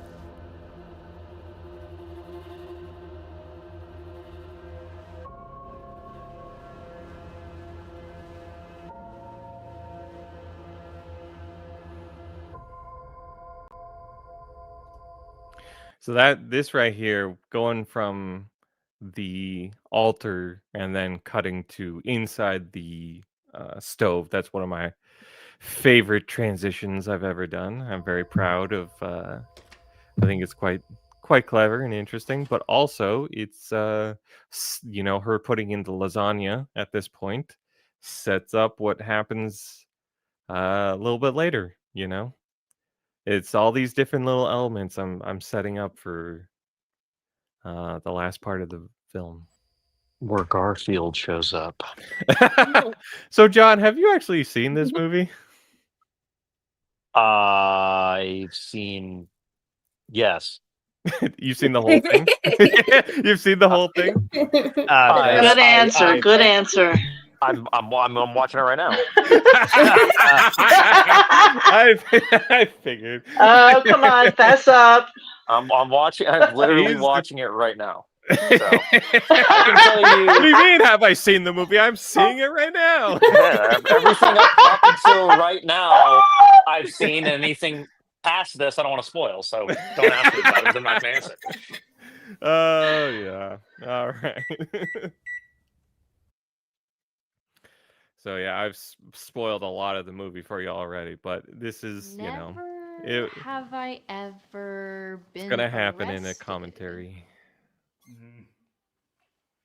Well, The best part about this scene was that we later on got to eat the prop of the lasagna. Oh yes, that lasagna has never tasted as good as when we ate it that one night. Yeah. Yeah. Never have I ever cried during the movie Shrek. You're never gonna let me live that down, are you? I love that. Not until the day I die. Never have I ever gotten a second-degree burn. Oh, and I kept drinking. Oh yeah. Who said that? Daisy? You said that? Yep. I was like, oh, I'm not supposed to drink at this point. And then I kept doing it. Yeah, and it was whose bright idea was to actually drink the alcohol during the scene? Mine. Mine was water, just for the record. Yeah. And they were starting to get real sloppy drunk towards the end of this scene. Method acting, dude. This is where I lost my voice too. It was pretty funny. Yeah. I really didn't want them to, but Fire juggling. Al is drunk just like, not yeah. the brightest idea. Try to stop me, dude. It was at the commune. Well, and the girls thought that I was Part of pissed off the about something because I wasn't initiation speaking, was and I was to like, no, I receive literally can't talk. My voice is angel gone. sigil. So you let them brand you? Oh, I forgot to point out that Jenny. Oh no, we lost Al. His devices are not connected. You got to reconnect your devices.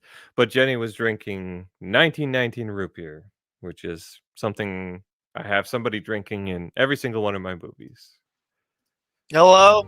I know. Which is it whoa, dude. Yeah, hello. Welcome back. It's extreme, but we all really believe we were linked to him in some unnatural way. He didn't just claim to have powers. He proved to us that he did. How did he prove it to you? No, he didn't prove anything. He didn't have powers. There's no crimson angel. He was just some lunatic. Hey, if it wasn't for her, that lunatic would still be free, dragging more victims into his mind games. But they weren't mind games, Lily. I love the lighting. They were something beyond explanation. After all he's done to you, how can you still talk about him that way? It's because of everything I went through with him.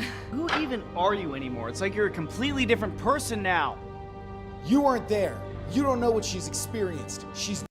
I love all this particular shot. I'm very happy with because we had to hook up this interesting device to Jenny.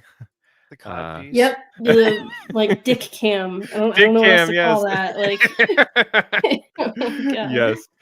that was insane. Yeah, so there's this rig that is all like, and she's got it like straps on her shoulders and stuff like that. Yeah. And there's this It was like a chest plate with like this giant tripod coming out at my crotch into my face. Yeah, great, loved that. Yeah, it was. Oh no! So fucking goofy. She was quite embarrassed to have to wear that. Yeah. But I think the shot turned out really good, and this was, I knew exactly what I wanted this shot to be, and just to tell you, the movies are not cheap. This I had to rent this particular piece of equipment because it was too expensive for me to buy. And that cost, it was like $200 to rent just this this one Dick cam. the dick cam, yes. Yeah, it looked insane. I felt so goofy, and it's heavy too. It was so heavy. Yeah, I felt so. I was also trying to hold the That camera. much of a baby. It was fine, but yeah, No, but it like you were a it trooper. drooped down a bit. You were a trooper though, because it was quite heavy and kind of a little tricky for you to walk around with it. Yeah, it felt super awkward having it connect to me, and you're like holding the camera at the other end while I Yeah, walked. It was so goofy. Yeah. So, but yeah, boy, $200 for just this one particular shot. Yeah. It's So, so like I much said, worse sounding that it was a rented strap on. well, there was yes. All right. We had All the right, we had moving on. we had the we had a strap on in this movie, and then we had a sex swing with baby teeth. Oh yeah, when we almost killed Al. So we had to hold the tooth fairy up above Al a little bit to kind of make it look like she was kind of floating above him on the bed, and so I just bought a sex swing. I think the audience is going to start wondering what film industry our backgrounds are in. Let's move on. Next scene. I'm sure you picked that one up for the movie, right? Well, sure you didn't have it laying around. I anywhere, know right? I did. Just hanging out? I bought it for the movie. And it also broke while filming, so I haven't used it. That's why it broke. Okay. Yeah. No, it broke while we were filming. It was funny because she landed right on top of Al in this. Yeah, and I'm holding the boom mic, and all I hear is this just like whomp right before it actually hits because everything is so much louder with the boom mic. Oh my goodness. Yeah, it was bad. Yeah, I don't think we ever talked about our experience with baby teeth. We should do that sometime. But anyway, yeah, so I wanted to say, like, movies aren't cheap if you want them to be good. So once again, if you'd like to donate to help us make another movie, please consider so, because won't be able to make one without you, the audience, without viewers like you, because I have about $3,000 in my film fund ready to go for the next film, but part of that is sales and donations, but part of that is me just adding money myself. But I don't have a lot of money. I do what I can. I add about $100 or $200 to it every month. I do what I can, but boy, if it's just me kind of adding $100 every month, oh boy, I don't know. It could be like a decade before I'm able to make another movie. So if you want to see another one, soon, and help us get bigger and better, then, please consider donating. not crazy. The door is Just always listen open to to her. She donations and sounds certifiable. volunteers. Yes. If you want to Knock get it involved, off, also reach She's out. a certifiable hero for taking him down. Okay, sure. I'm the bad guy. You're the ones hurting her with all the constant baby. Yeah, she's fucked up now, but she got herself into this mess, and she's never gonna snap out of it unless she faces reality. Shut up, Finn! Yeah. Very good shot. I love that. Yeah, ways to donate can be found in the description box. I have a question about the scene. Yeah. Was this the scene when me and Allison were stuck in the other room? What scene was Yeah, that? 'cause they were trying to go to bed, and we Oh, that's right. We're outside and we're freezing outside, so then we went to the other room. So we laid mattresses down. Yeah. Well, you guys. And then you turned the lights off. You said, yeah, you're going to have to be in the dark for a while. Is Allison still on here? No. Do you remember that? No, she had Oh, to go take care of one of her munchkins. But Okay. Yep, that was that night. It's like, and we had to do that scene where they're screaming at each other like 8 times or something. I don't know how many times we did it, but yeah. Yeah. So this is suddenly where the movie takes a turn.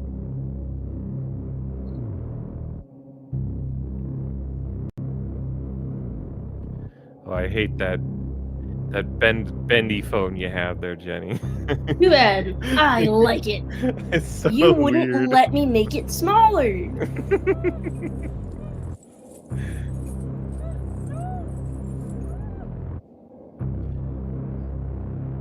Finally, Holy Sam shit. has This can't be entered. real. Are you telling me you saw this outside just now? Yes, look, they're heading down the trail we.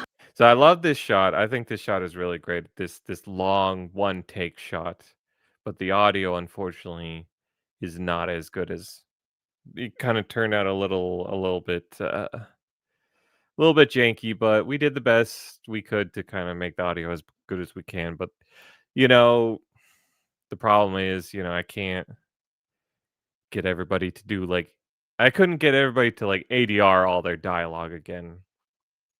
After we had everybody gone home and was whatever we were editing. So just kind of had to make do with the audio as best as we could.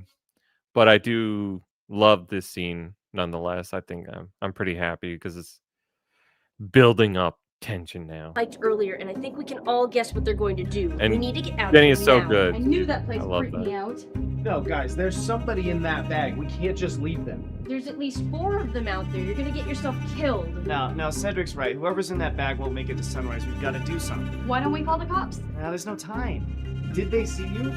I don't know. Maybe. I don't think so. Cedric, we got to go out there. Well, what's your plan? Well, you, me, and my baby Scarlet here will put the fear of God in him. Where did you get a gun? It's America, baby. I'm always packing. Oh, you are not sober enough to be handling a gun right now. I'm not even drunk. John, I'll take that. You go and get something else. Like what? I don't know, man. Oh, he's about to cock the gun for the first of way too many times that this gun gets cocked. It should be a drinking game. Yeah. And while we're editing it, we're like, oh no, the Gunspurgs. They're gonna come after us. First of all, no millennial's gonna be carrying a 1911 because it's a boomer gun. You should have used a fucking Glock or something. No. Okay. Second of all, we could have just used a real gun with dummy rounds. No way.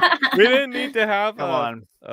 We didn't need to have a Crow situation. Or an Alec Baldwin moment. Or an Alec Baldwin. Yeah. I'm sure there was no Jewish, people on the set, so it would not have ended up being like a Crow situation. But the prop gun still looked okay. Yeah. Hit him with. Do you even know how to use that? You just point and shoot. It's not rocket science. Ready, I Cedric? love when Al walks back in. He's like, "Out of my way, woman!" I just Okay, he, pushed my legit wife, shoved just every shoulder time. check her. I don't even have. I don't even You're have the ready, decency to like. I don't even have the decency to push right away with my arm. I I don't have the time to even raise my arm. That Daisy goes know how back. to She's use like, that. "What are You you?" just And then point and just shoot. It's not rocket science. be gone, woman. Oh, Praise the I'll best ever part be. is like if love it. you were standing where I was standing, Al's face was just like pure excitement. Then all of a sudden he just like slams into me. It was hilarious every time. It's another great transition. I love. I do like the throat singing like music transition here. It's pretty cool. Right. It sets this up pretty well. Yes. The music was, boy, I tell you what, that took a very long time to find music that works. And I just gotta say, this was my favorite night / time of filming. This the was whole, it the was whole kind thing. of crazy because I was worried that this was going to be one of the hardest nights of filming because we're doing it in the middle of the night and it's outside and whatever, but everybody had the most fun this night. I don't know why. There was just this fun energy that people were having. Yeah. Yeah, you guys were having so much fun out there. I that's why I brought Ashley out. Well, I think it was finally that we had all warmed up to each other, gotten comfortable, and it just culminated in this night finally. This is some seriously weird shit. This might have been a bad idea. I love the lighting.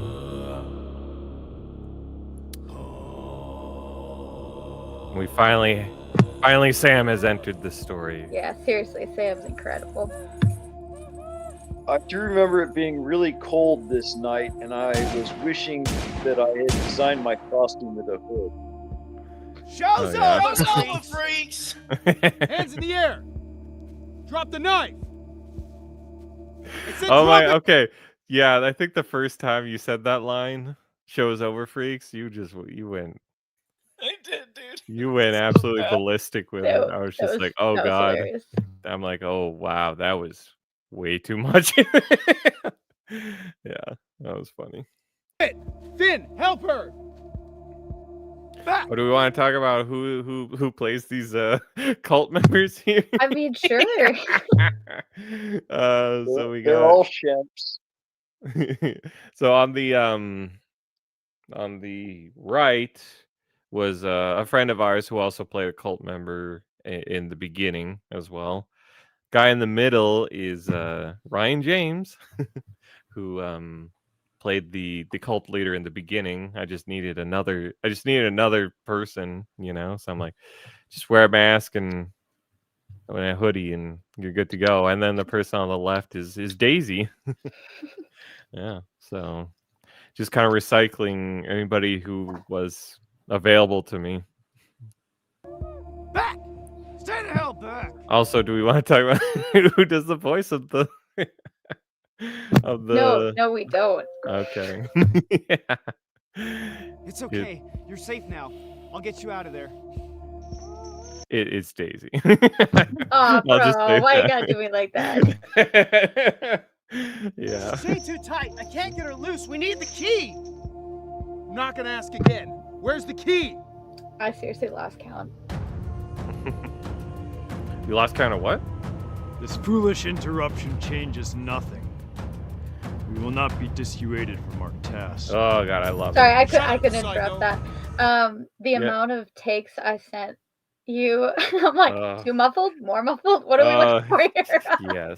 yes. That took quite some time to get the muffled, scared sounds, but I think they turn out very good. But man, once Sam enters, what we finally started filming with Sam, it's like everybody started bringing their A game.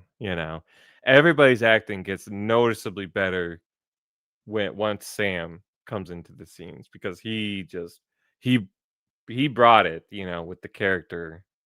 He brought that intensity, and he was really, really fun to work with, and he really took the character very seriously. And everybody kind of It's also fed probably where the off comic that relief energy. kind of ends in the film too. Yeah, for the most part. Yeah, I It's think all his serious from here on out. everyone was so convinced of his acting that it was so good that it really helped everyone else like rise up and be better actors and actresses. It was super cool. Mm-hmm. Not cool. Hey, stay back. Cedric! Hey, Cedric! I need a little backup here. Tell your friends to stand down. No. You want to die tonight? On the contrary. For this interruption, death may become your reward. Yeah. Okay. So I just want to talk about how Ryan James, when we shot this scene, and running out of time was just something we were always against the clock, always rushing, always just trying to get the scene, done, because we were just running out of time. We barely finished, but at the end, I'm just like, okay, we just got to get the shots we need. We can't really spend too much time doing much. And so then there was supposed to be more of a choreographed sort of fight with Al here and his bat. And then like Ryan James, he's like, I was expecting something a little more complicated, but it's literally us just like running and falling on Al. Which I think Daisy really enjoyed. He's heavy, dude. They're literally just like all like football tackle on we were top so of him. excited. We were just like, And come they on, loved it. just tell us action. I don't know how many times we did it. So many. Like at least 6 times or something like that. But every time they're just like, all right, we get to dogpile Al again.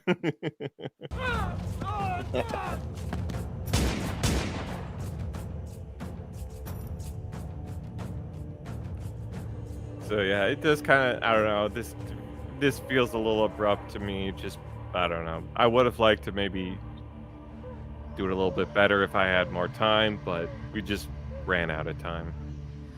We got the shots we needed, and we got her. It's the best we can do, really. Is she alive? Please tell me you didn't just bring a corpse in here. She's alive. The best we could do with our limited time and Interrupted some sort of resources. fucked up ritual. Did they follow you? What happened? No, I don't think anybody followed us. Things got a bit dicey, but we took care of it. Finn, go get me something to break these chains. I don't know if there's anything here, but I'll look around. It's okay. We're gonna get you out. Just keep breathing. My name is Lily. I'm gonna stay right here with you until you're free. Oh, that was something I wanted to point out, was that there's 3 times in this movie where there is a POV shot of the person in the bag, or person and or thing, in the bag. So the first time is when Al comes up at the altar there, and you get this POV shot, and he's like, it's okay, you're safe now. And then we have this shot where, Daisy's like, it's okay, you're safe now, I'm gonna stay with you or whatever. And then the very final shot of the movie is a POV shot, and she says, you're safe now. So they say you're safe now 3 times for the 3 POV shots, but the last time it's like, kind of gets reinterpreted in a different way. You're safe now. Are you absolutely sure no one followed you? I didn't see anybody. Finn, lock the door right now. On it. I think you guys brought back a very serious problem for us. Here comes trouble. Who you gonna call? What was that? Oh, Garfield, the lasagna? Who you gonna call? Bjorn, I guess. Oh, but yes, after we finished filming that nighttime shot at the altar, we had, or maybe it was towards the end, we had that lasagna that we had cooked earlier. Oh boy, I tell you what. Yeah, we ate it out on the set We ate it out in the woods there. And it was nothing literally like lasagna in the woods. It was some of the best lasagna I've ever had. It's like 3 a.m, and we're all like hungry and stuff. But man, it was so good. For host status, goodbye. What are you looking at? Someone, please tell me what's going on out there. Oh, just a murderous psychopath with the scariest knife I've ever seen. Don't worry, guys. He may have a knife, but I've got Everybody drink. Yeah, I had to cock it again. He's going around to the back. We're not gonna let him take you. Hang on.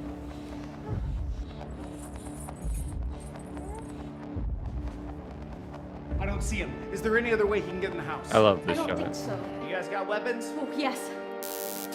I don't have anything. Oh, I have some pepper spray for you in my purse. Go get it now. Got it. Man, I just, having the ability to do these tracking shots like that was it was so awesome that I could finally get really awesome shots like that,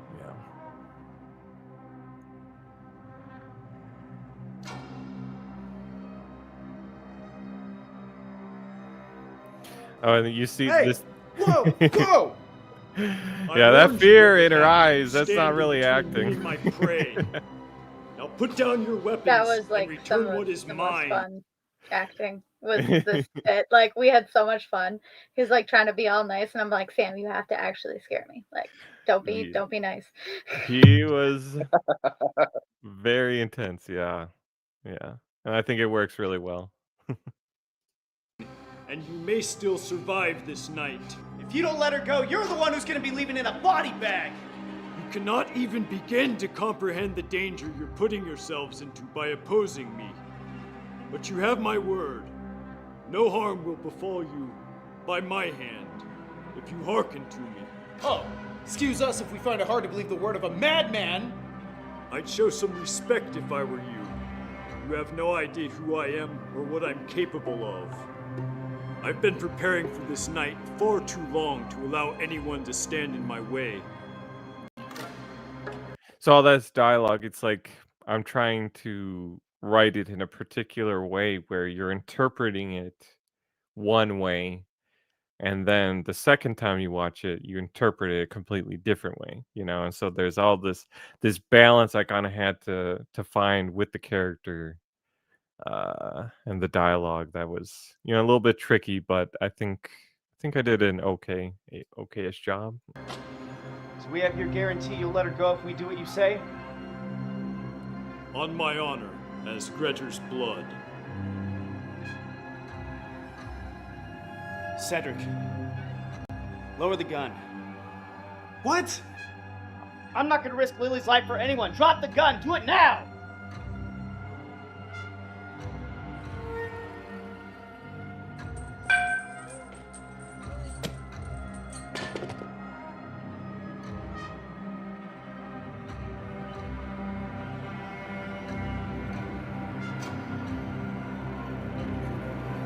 So with this scene, what I needed was there to be this almost like act of God type of situation that distracts him just for like a split second, just enough for them to get the drop on him, because I'm thinking my view was if he is this like really like impressive monster hunter type guy, it would be very difficult for these people who don't have that type of experience to get the better of this guy. So I needed to come up with some sort of act of God, and the lasagna, that was that's what I came up with. It was sort of the thing that made most sense to me. And when she puts the lasagna in the oven earlier, it's like lasagna takes a long time to cook, right? It usually takes, I mean, how long? Like 2 hours, an hour and a half, something like that. Mhm. It takes a very long time to cook. So to me, I was like, well, that seems like that's like the perfect amount of time I need to pass for everything to kind of happen. I'm just chiming in here quick to say, well, actually nothing, but I'm doing it because I want it to be known that every time lasagna has been mentioned during this call, I've only spoken 3 times, I think, maybe 4, if you don't count the beginning. And every time that I've spoken, it's been regarding the lasagna. So this is another one of those points. I don't have anything to add, but I wanted to make sure that. So is like lasagna like your favorite food, or what? Is it you just anytime no. or is it like a MK Ultra a word that sets you off. Oh no, but it is food, and I enjoy eating that. So Yeah. Good deal.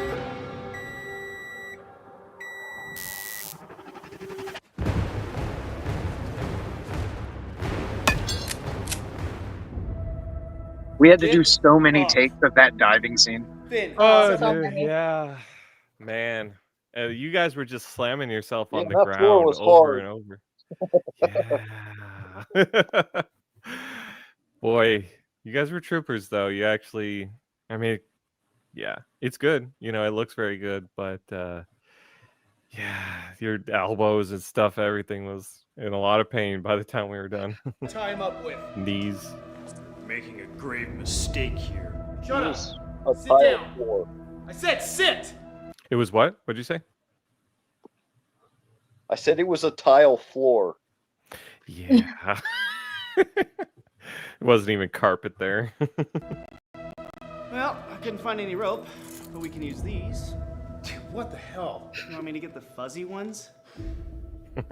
One of my favorite lines in the You're gonna entire regret movie. trying to kill Yes, that's a classic line. we'll chill out here writing some freak Bob lines into the script. Well, you know, I don't know. I want to have a little bit of, I don't know, a little bit of fun, a little bit of a little bit edgy, you know, to a certain degree within our circles, a little maybe. Yeah. Now those were bought specifically for the movie now, right? Well, okay, no, not exactly. So, okay.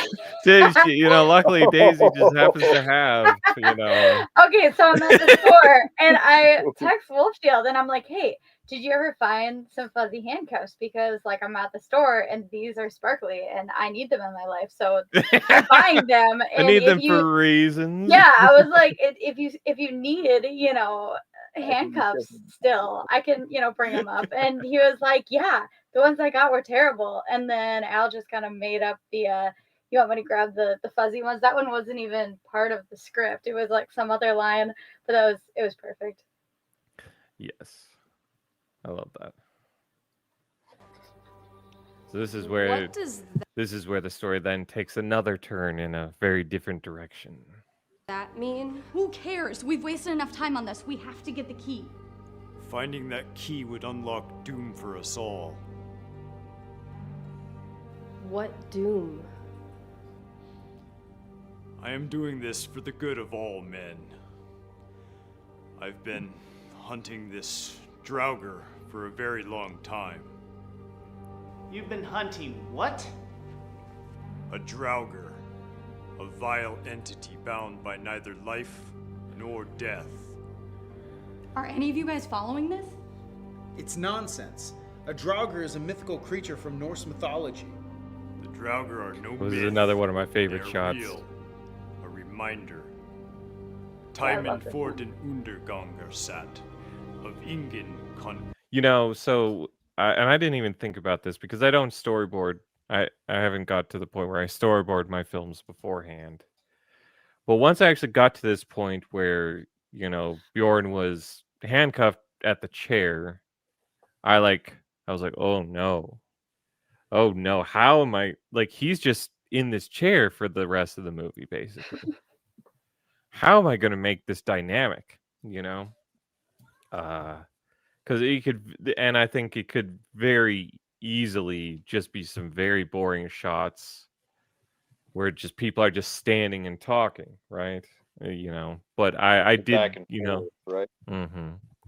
I did the best I could, I think, to keep it just constantly dynamic, moving shots, stuff like that. I think I pulled it off pretty good because I just kind of improvise all my camera work on the set at the moment, you know, which is not necessarily the best way to do it, but it's hard for me to imagine what you're supposed to do, get the shots. It's hard to imagine the shots until I'm actually there on the set. And then my mind just, you know, starts going like, ooh, okay, we can do this, we can do that, yada yada. So just just letting you know that this could have been real bad. You know, it could have been very stale and boring in terms of the camera work and the blocking and whatnot. But I think I did Well, this a shot decent went enough very job. well. Yeah, I think I kept it dynamic enough where people don't feel that staleness. Moon sleep dead. What's he saying? Was that Latin? No, Norwegian. He's quoting an old Viking idiom. It means, the hour of your doom is set, and none may escape. None of you stand a chance against the dead who defiantly refuse to rest. They are shape changers. Lurking in the shadows, they prey upon both man and beast. If that creature escapes, there's no telling how many. Oh, he's so will intense. I love it. Oh, this Just is so. rich. You actually think? Boy, I lucked out so much getting Sam for this role of the hunter character, because he just absolutely sells it. He embodies the character just perfectly. Yeah. Yeah. Think you're some I'm sort not. of monster I'm not hunter. putting him think down I or anybody sought else. out I think this- they did great work, but I mean, the lasagna played a big The part. lasagna really did the heavy lifting of the movie when you think about it. It did. It did. The lasagna. So I mean, how do you feel about losing the Oscar to the lasagna this year? Me? Yeah, because it was you and the lasagna were up for the Oscar, right? But you lost. Yeah. Well, you know, it's you win some and you lose some, but what can I say? I'm not a. Realistically, Yeah, I didn't bring enough ricotta to the game. realistically, if not for the lasagna, Lasagna mention? was that a pun? Lasagna check. Are we supposed to drink every time we hear the word lasagna? I I'm guess down for so.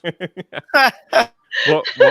What You'll already be really buzzed with just the gun cocking, guys. what were you saying, Sam? Realistically, what? Realistically, without the lasagna, the movie would have already been over at this point, because I wouldn't have got distracted and I would have just Exactly. flipped off the thread. The lasagna was the real hero at the end of the day. It was. Path had no choice. Or the but real to embrace villain, my as the case may be. Depending how you interpret it, yo. The lasagna. Centuries ago, when the Draugr Glommer first rose from his grave, there was a man named Grettir who hunted and defeated him in battle. Perhaps you are familiar with his tale? You're talking to a mythology buff. I'm familiar with the story. Then you must know of the curse that was placed on Grettir and passed down to all of his descendants. I recall it was placed by Glamir after his defeat. Grettir's feats are not merely history. They are my history. I am a direct descendant of Grettir. His blood, and therein his curse, runs through my veins. I've had enough of this. This is insane. You're insane. I would have thought if anyone were to believe me, it would be you, Evangeline Hart. So then there's this shot. Once again, I had mentioned this in the beginning, but this is the sort of parallel thematic shot to show her internal conflict and the sort of getting sucked into this type of thing. And this is where the dominoes start falling, you know, with the characters, and things start to take a turn for the worst. You know, the house of cards starts falling now. How do you know my name? I have a unique set of abilities. He recognized her from. I gotta say though that I think this particular shot right here might be my favorite shot out of all of them. It's one of the most dynamic shots in my opinion, and I'm very proud of this one. The news. Her face is everywhere. You'd have to be living under a rock to not have heard her name by now. I've had no time to invest in your mortal affairs. I knew your name, Evangeline, not because I've read it, but because I can read you. I can see. I love what that others when he's cannot. like, you know, Listen, I suggest tracking if you wanna him, live long enough to get back to your walking Renaissance with fair the LARPing, then hand over the key. bat. I love that. Evangeline, help your friends to see reason. You know I speak the truth. Don't pretend to know my thoughts. But it's written all over you. I love that little look he makes there. I love it so much. There's just so much little subtle detail with your performance that is really fantastic. The way you kind of like I don't know, strains up a little bit just before he says that. You know, Your friends lack the experiences you and I have. We are forever changed by what we have seen. And what exactly have we seen? The spirit world. I can see the crimson stain upon your soul. so you know, this was a tricky role, you know, because Sam had to play the character two different ways at the same time. You know, you have to play the character where you can reasonably interpret that this is like kind of a crazy cult leader who's manipulating somebody, or he actually is telling the truth and he's very serious, but he's also a very intense, kind of intimidating person from this whole other world that they weren't really aware of, you know. And it's a tricky thing, but I think he nails it really good. I tried to find a few little subtle cues I could slip in there that could make people think one or the You other. can't truly believe that. Desmond may have been a false prophet, but the entity of which he spoke is undeniably real. Oh, you're one of Desmond's followers, aren't you? I had never heard of him before today, but I can feel his imprint upon you. You carry him with you still. We're not playing this game with you. You're one of that line that Daisy said there. Oh, you're one of Desmond's followers, aren't you? That I think was the first line of the day on our last day of filming, right? Yes, I believe so. Yeah, Maybe. I believe that's the case where. So, and we were just always pressed for time. So everything from that line where she says, "Oh, you're one of Desmond's followers," all the way to the end, we shot all of this in one day. And that was we started at 9 in the morning and we got done at like 3 in the morning. It was a really long. I thought it was like 1 something. No, it was after 2. Yeah, it was. I didn't Yeah, it was stay like up two. till later. 2 something, because the last scene we filmed was at the very end with the Draugr, and everyone was like blown out by then. And then we like stayed up for like another hour and a half, like shooting the shit, which was dumb, but worth it. Yeah. But worth it. But that's that's the thing. It's like that last day, that was something else. That was something else. I didn't know if we were going to finish it, you know. From the first day, everything was kind of taking longer to film than I thought it would be. And I was like, from the first day, I would come in and I'd go to bed with my lady and I'd be like, oh my God, we're not going to finish this movie. And I would come in and I would say that every night for like almost the entire time until like the last 2 days. I was like, hey, maybe we actually will finish it. Well, good thing you had people there to counter your negative manifesting by saying, no, we are going to get this done because we only have a fucking week to do it. We are going to get this done. We're not coming back out here. That's the thing, is that if we didn't finish filming, you know, in that week, the movie would have never been finished and released, you know. So that's why this last bit, you know, it always impresses me once I get to that line where Daisy's like, oh, you're one of Desmond's followers, aren't you? And then you watch like the rest of the movie, and this is all in one day of us just going hard as we possibly can to get it done, because if we don't finish it that night, it's not getting done. I actually think it was a little bit before the line. What's that? I think it was a little bit before that line. No, it was yours. It was your line, because you were like so tired, and you're like, and I'm like, and you're like, can you do somebody else's line? I'm like, nope, we gotta do your line. Just let's just get it done. And that was the first line in the morning. Right, yeah. And so it's pretty impressive, I think, if you think about it, how much we were able actually to pull this off. It's kind of a miracle. Yeah. And I think well, Phil, I was curious at the arts and cultural event that you attended, the Nova the Nova thing. event. Yep. Yeah, the Nova event. How did you have the movie or its related products available for sale or I per view there? I did. I had Yep. DVDs and mugs. Yeah, and I sold 15, 20 DVDs and all 5 mugs I brought. So actually pretty decent. I was not expecting to sell anything. Well, so they got your back. That's pretty good. And all that, everything is going, every penny, every dollar, everything that I get in donations and sales is going directly into the film fund to fund the next film.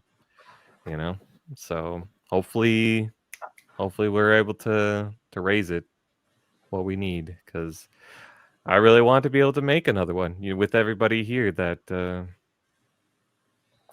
that wants to be involved again, and I think most of you want to be involved again. So hopefully we're able to pull that off. Absolutely. Yeah. All right. So just watching the rest of it, just keep that in mind that it was, how many hours a day was that? How many hours is that? It's like we six, did on 16 hours? average. Yeah. Well, the last Yeah. day was like 16 hours or No, something it was like that. 18. It was I think literally it was 18 18, hours, yeah. bro. Yeah, something like But that. the average was about 14 a day. Yeah. And Flower Children of the Apocalypse says, you did great work with this one. I'm hoping there are more movies in the future. Me too. I hope so too, but I can only do this if with help from the audience, All right. Well, you can keep going. You gave up Oh my that god. option when I love how intense he gets in this shot. prevented Yes. me from driving my blade through that creature's heart.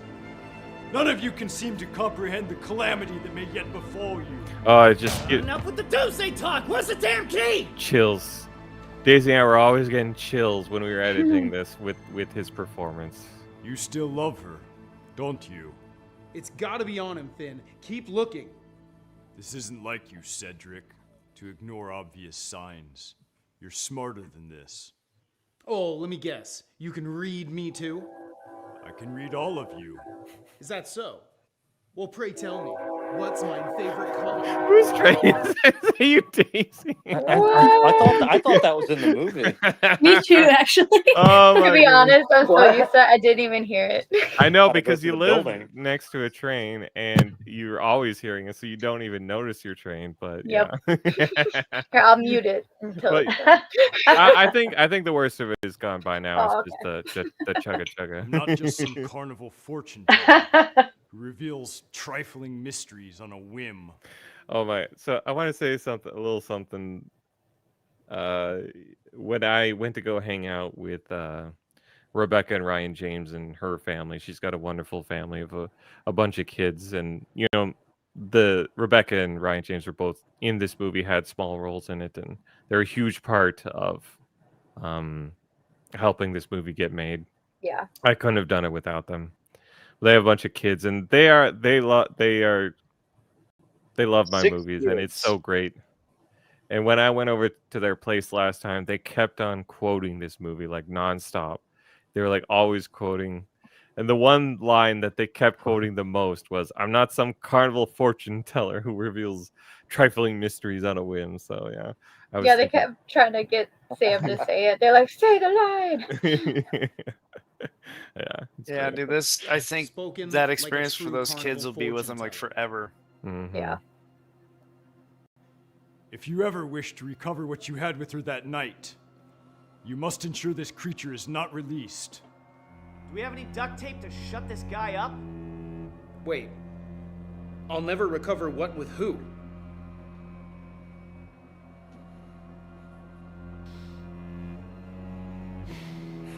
This is such a great shot too. The moon was so beautiful that night in the graveyard. One of the brightest you had ever seen. But then, everything is so much more beautiful when you're in love. Oh, it's so good. That's literally one of my favorites. But as beautiful as it was, It couldn't compare to how stunning Eva looked. Her radiance shining every bit as bright as the moon. Your bond blossomed So it's to a like, the camera's like following her as she's coming closer. It's like she's getting sucked into what he's saying. She's starting to go down that road, new deeper level that night. falling back into her old despite the recent ways. loss that had drawn you to the cemetery.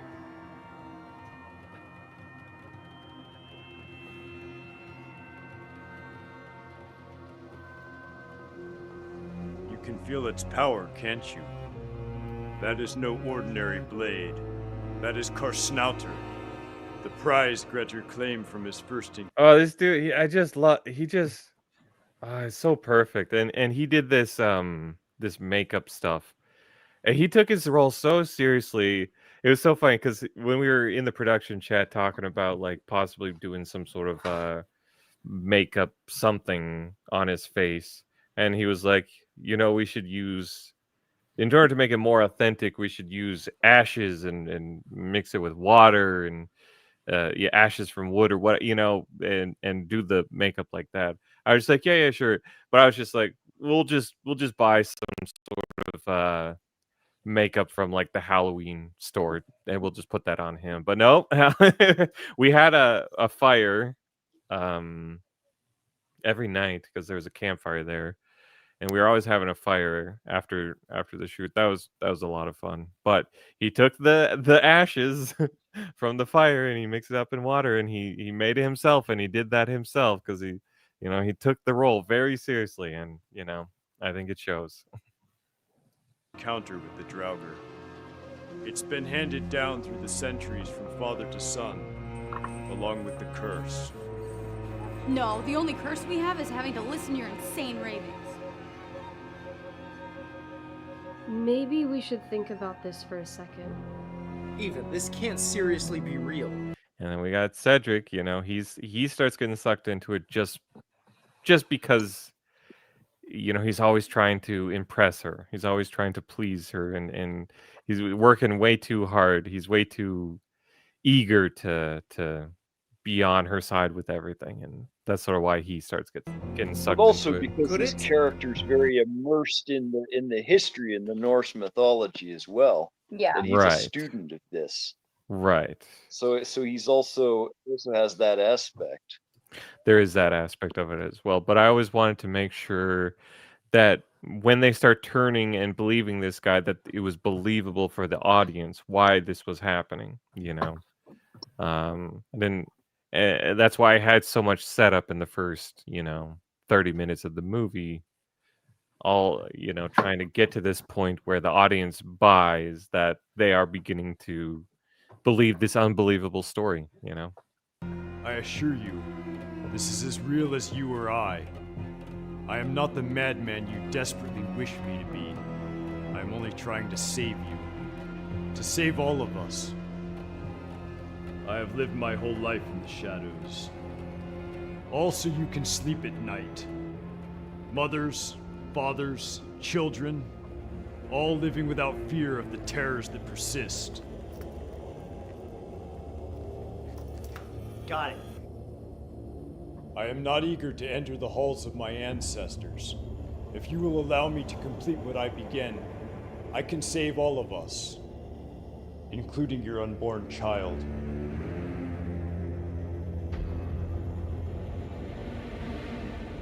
Eva, you're not pregnant.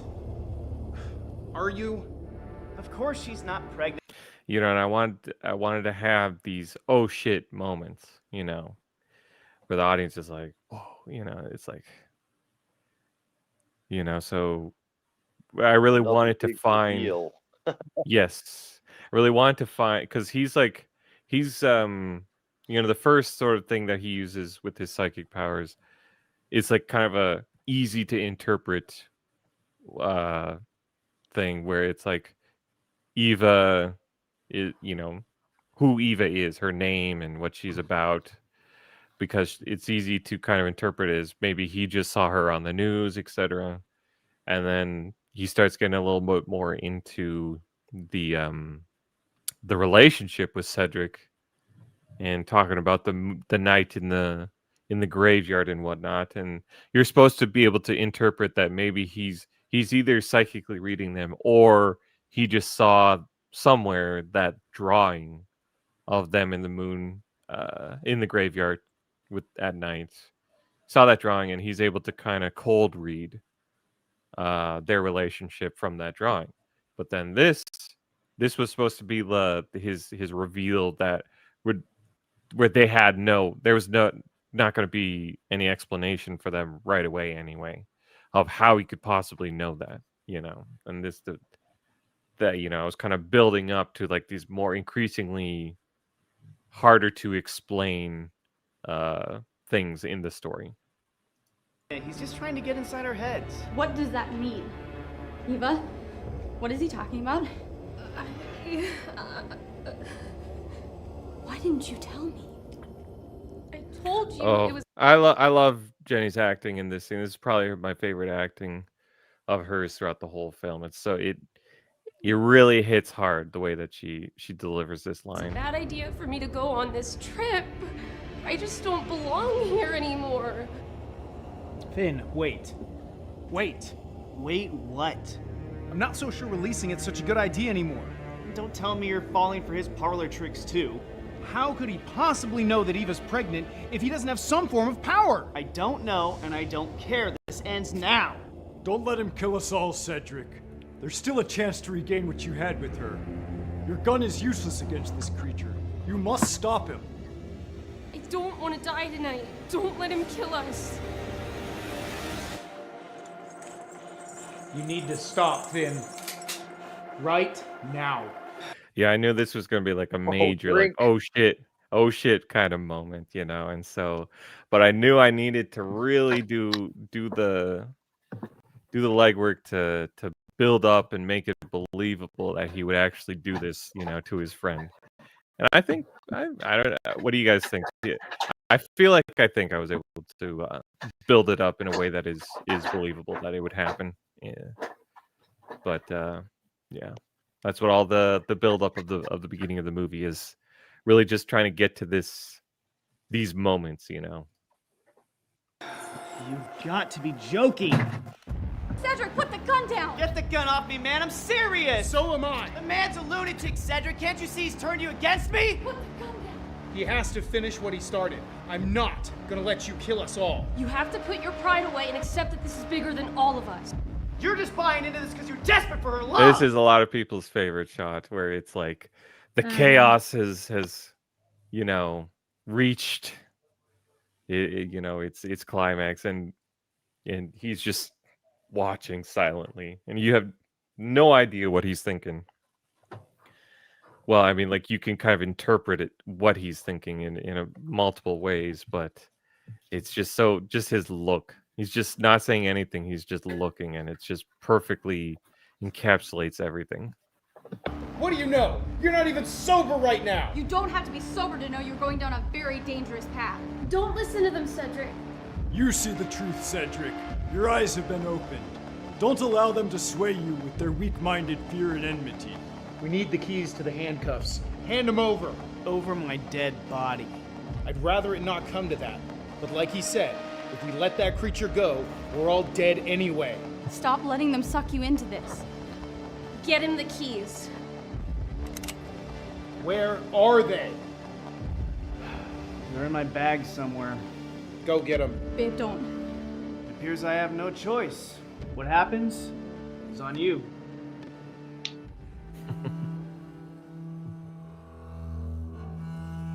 Oh, you dirty liar! You're no hero, and you're certainly no psychic. He has to be.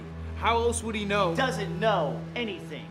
So yeah, I knew I wanted to just do this constant ebb and flow between whether you're believing, whether it's more believable what this guy is saying is true, or whether it's more likely that he's a liar. And now I kept on wanting to go back and forth, and so the flyer, I know I wanted to come into play towards the end to kind of move it in the other direction, where suddenly they were starting to kind of like believe it. Now they're a little more skeptical and stuff, and I just wanted to have that constant sort of back and forth, so give that audience the experience while they're watching it, of like not really having any idea of how this is gonna go, what is real, what is not real. He's been playing us the entire time.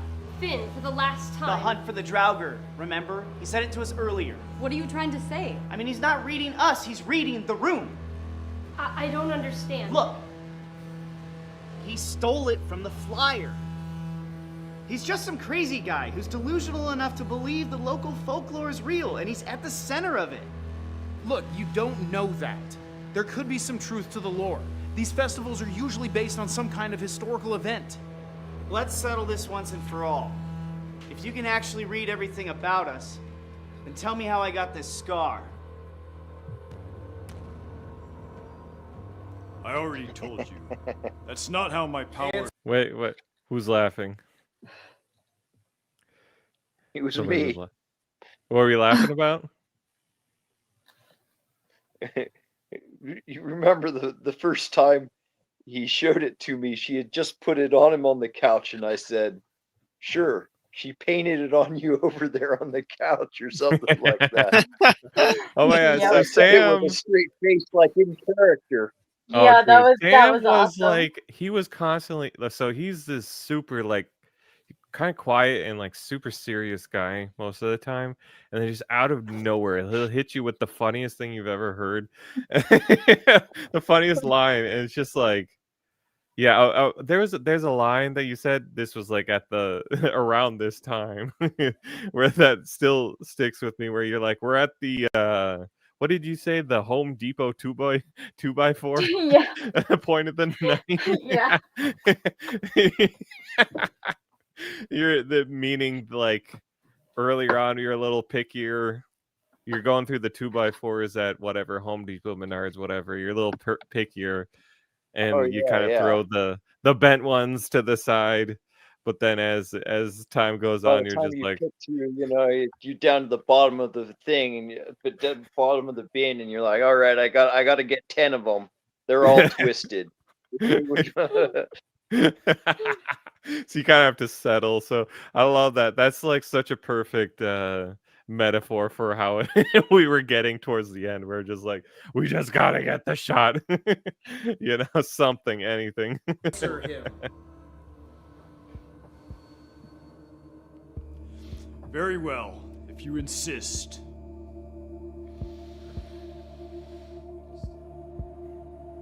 Yeah, so here we have, some people are kind of confused and thought this was like baby food or something, but it's prenatals.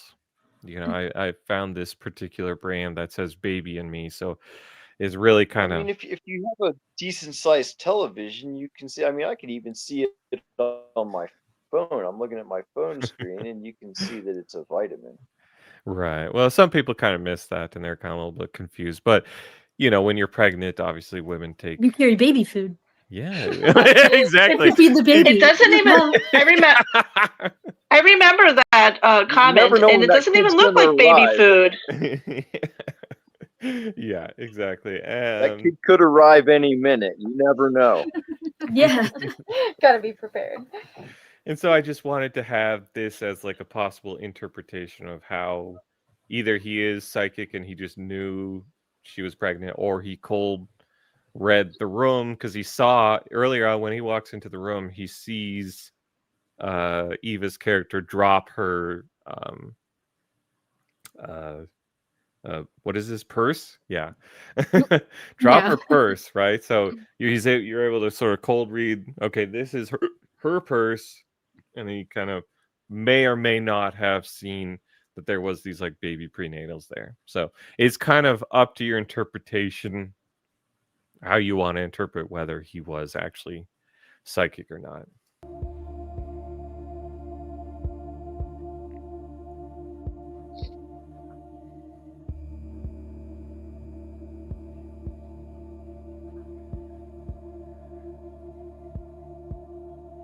Ooh, there he is. I love that. So then she's like, when she sees the pills, the idea is that she kind of loses touch. Like she kind of goes into this really weird mindset where she's like losing touch with reality, but she's also like angry with herself for falling for this again, and that's kind of why he manifests. But she's also like seeing him, and it kind of like all culminates in this final moment where she, does what she does because she's just He's having basically a serious Yeah, PTSD don't spoil it. having a complete breakdown. Well, yeah. Were you planning on saying goodbye? Or did you think you could just slip away? Stay away from me. What's funny about this scene is that like the little girl, like the little kids are almost all of them are always like off camera at some point. They love kind of like sitting in and watching, and they're like under the bed or like to the side or whatever. They just really like kind of being part of it, and kind of had to work around them. Why It do you was funny. continue to doubt your own senses? You've seen with your own eyes the wondrous miracles of the Crimson Angel. God, he's so And good now, too. That power grows within you as well. I'll kill you if I have to. No, you won't. Our bond can never be broken.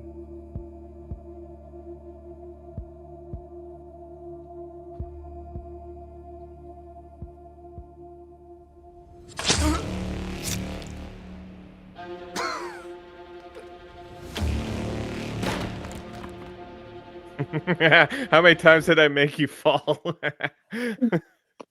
Oh. Yeah, multiple dude. He's like, all right, here we go. Oh, and It was yeah, less than half a dozen. Yeah, and once we got to like, he got to the point where he's like, I'm doing it one more time, and I'm not Yeah. doing this again. He's like, this is gonna be the shot, or it's not in there.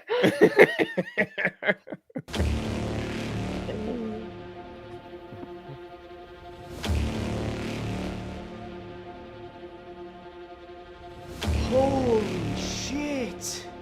It wasn't him. It was Desmond. It was Desmond. Oh, Eva, what have you done? This has gone way too far.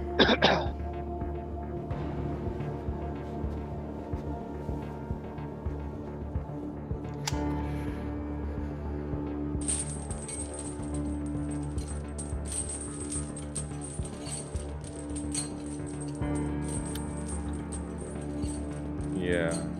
Yeah. Originally, you're actually supposed to see who's in the bag. They're supposed to open up, and you're supposed to see this girl in the bag. Unfortunately, I was not able to find an actress who could do that role. It's very difficult to find all the actors and actresses you need for a project like this, and that was sort of a situation where we just kind of ran out of people who could possibly do it. And well, okay. Gentile gentleman had to leave. He could have said goodbye, but He just kind of said it dipped quietly. Oh no, who else left? But it just kind of goes to the challenges of being a dissident filmmaker. But I was able to kind of more or less make it work without actually seeing the person in the bag. I think once I hadn't planned on this, but when I edited, I kind of had it linger on his eyes, and like when he looks over, there's like this sense of fear in his eyes that I don't know how much he meant that, but it wasn't intentional or whatever. But it worked really well, I think, and it was able to kind of make the scene work without showing the Trying to look person like in I the was bag. dying.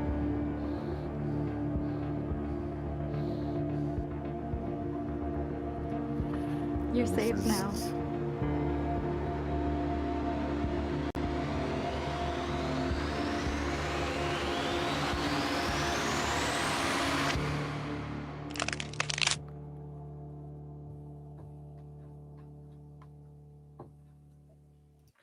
Now this song that plays at the end is good, but I do think I missed a good opportunity instead to play "Bitch Lasagna" for the end credits. I think that probably would have worked better.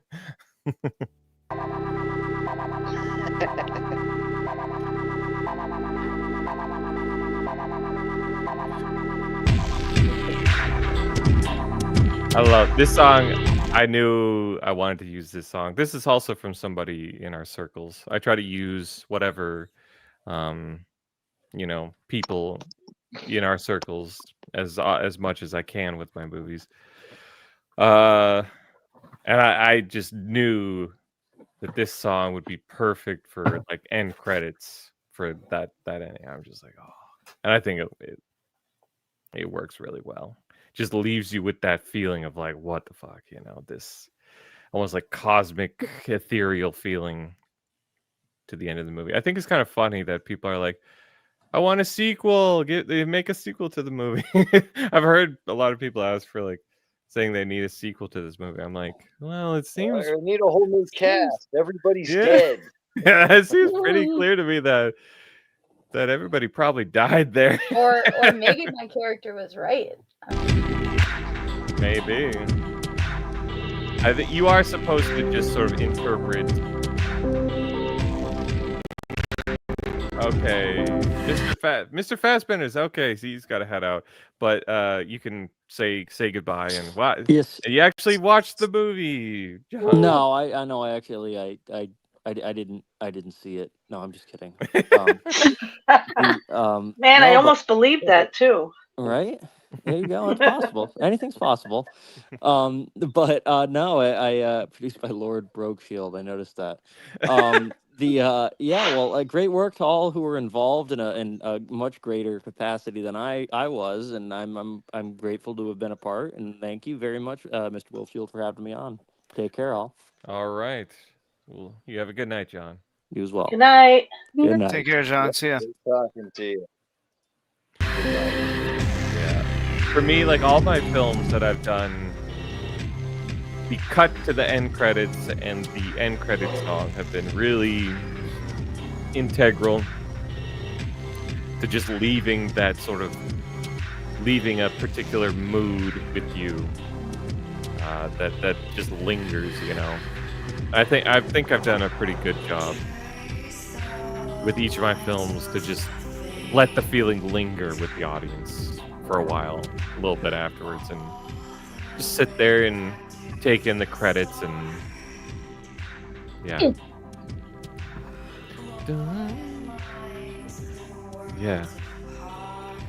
Jenny Bean, It's me.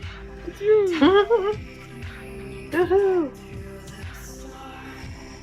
Yeah. So, yeah, that's that. That is our movie that we put a lot of work into, and far from perfect. I would never claim that this is like an Oscar-winning film, and I have plenty of issues with it. For every criticism somebody in the audience might have, I have like 10 more. Believe me, when I was editing this, I would get so mad at the movie, and I would get so tempted to just delete it and never let it see the light of day ever. Because I do the best I can, but it is a learning process, and we have a lot of limitations. But I couldn't have done it without you guys, the actors. You guys you really brought, the goods for the movie, and it was such a great time to spend that week with you guys. It was such a memorable experience, and I hope everybody kind of had fun. It was challenging, obviously, but hopefully rewarding for all of you guys. Do you guys want to add any thoughts? Yeah, the Northern Lights. This honestly, this was way more fun than Baby Teeth for me, and this was definitely one of the best weeks of my life, next to like doing the road trip with Luke Mason to the first Whack Fest. Like this was right up there with that. And then yeah, like we caught the Northern Lights 2 nights in a row, like perfect, Incredible. spectacular, like perfect views. I've never seen them in person, so I got to see them Yeah. twice. And like it's mid-October in friggin' northern Minnesota, and it was like 70s and high 60s the whole time. It was literally just everything was perfect. And we the had whole the time. perfect. It was like up on a hill that was just. We were shooting like at this location that had this hill where it was like you could just see the vastness of the of the sky. It was just perfect. It was a beautiful place. Yeah. It was very lovely. Yeah, and just like just the camaraderie and getting to know other people in our sphere, and it was cool having the kids there and to see a happy, healthy white family, and the whole experience was just awesome, dude. I didn't even want to come back home. I was like, why? It was a lot. It was. It was a lot of fun. The whole experience. I'm just gonna say this, as an active participant in this film, I'm awfully glad that you didn't take the high road and go ahead and scrap it and never let it see the light of day, because Yeah, same. I enjoyed it. Yes, yeah, for sure. And I couldn't have done that with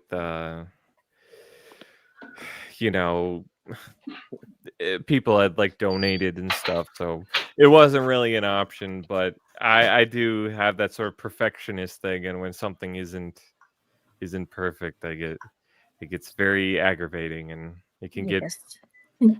Yeah. Oh yeah, Jenny. Yeah, I'm sure you understand that quite well. Oh yes, I do. you you have your own sort of art thing that you do with the needlework. Which you had your own a little bit of your own needlework in the movie with the shirt that you were wearing. Oh yeah, my little froggy. Yeah, the little froggy on your shirt. You did that yourself, and Yes, I did. Hey, Mom. yeah. So, like I said, I plan to continue to make bigger and better movies. Right now it's a little hard to say when it will happen because, like I said, it will only happen when I'm able to raise the funds for it, and what scope exactly the next film will depend on how much I'm able to raise. Right now I'm sort of developing a gritty noir mystery film. I like the idea of playing with that, those archetypes and stuff like that. Kind of have these archetypes of like men that are, handsome, stylish chads, and the women are sexy and seductive, and kind of bring back these archetypes that you don't really see too much in films anymore. So that's kind of what the goal And is. But occasionally a character with a fedora. exactly. You never see those. I think everybody will have to wear a fedora in the movie because that's sort of the requirement with noir films. But yeah, I think Sam, who played the hunter character, I think he would play this. I would really like for him to play the lead in this gritty noir mystery where I don't know exactly what it may be, like a detective or like a fixer for like the mob or something like that. I think he would play a really good lead I thought we were character. gonna So have that's a femme fatale lead. yeah. So that's the thing is I'm gonna try to develop this interesting and compelling femme fatale character that is going to be played by somebody who is very recognizable, that everybody kind of knows, a bigger uh actress. Well, somebody in our circles that I think you'll all know. And if I don't, I have a few people in mind that I could possibly get, but that's the goal, is to get I have one person in particular that I'm going to try, but then I have like another person if that doesn't work out. Big recognizable name. I don't want to say obviously who but I think it'd be Yeah, really. don't spoil it. And then whoever else that wants, like, I think Al Malahar, he would play a good gangster. I think he would kind of play I think he could have fun playing that kind of archetype. And Gentile gentleman, I think he could be sort of like the friend to the lead character, who's maybe a little more crooked than the main guy who's trying to stay on the on the straight and narrow. There's all these different things you can do. Jenny, I'd like to obviously have a character for you in that. It's still in the developing sort of stage where I'm trying to figure it out, but I'm also It takes time. yeah. So anyway, hopefully we're gonna make another movie. If everybody wants to see that and they want big Michael Bay special effects, kick a few shekels to Lord Brookshield so we can make this happen. Yes. Because I mean, I try to do, like, I was able to raise $8,000 for this movie, Once Upon a Time in Minnesota, and then I put $4,000 of my own money to fund the rest of it. So it was about $12,000 altogether that was spent on this movie. But I can't, I'm kind of in a different financial situation where I can't really put as much money into funding these as I used to, because I just became a father recently, and Based. yeah. You're So a wonderful kid who was born with a fedora on his head, of course. Exactly. I don't know who all saw that, but I did take a picture. We had a baby fedora that we had for years, actually. It took us a while to get our baby. But finally I was able to don the fedora crown onto my little lordling. I posted that online, so you can see that if you look for it. But what was I gonna say? So this is my fourth film, and I think that an alternative to Hollywood is needed for our people, so we can center ourselves in our own stories again. And I've spent the last 5 years working very hard towards that. I've made four films so far, each kind of bigger and better than the previous one, and I've put my money where my mouth is, and I need you, the audience, to put your money where your mouth is as well, if you want to see this continue. I mean, if we had 1,000 people donate $20, then I'd be set to go, right away for another film. So it doesn't have to be, They're $20. We're talking about a fast food meal and a pack of smokes here. Mm-hmm. Yeah. All right. Well, do you guys have any closing thoughts? Support this man and get involved if you want to join, because it's a lot of fun. It is a lot of fun. I can't wait to do it again. I was just gonna say lasagna. John's not here, so I gotta carry the torch. Yeah. All righty. Well, I hope you guys enjoyed that, and you all have a good night. Pretty soon I'll be starting up my movie review show live streams again, so keep an eye out for that, and we'll see you next time then. Peace out. Bye. Bye.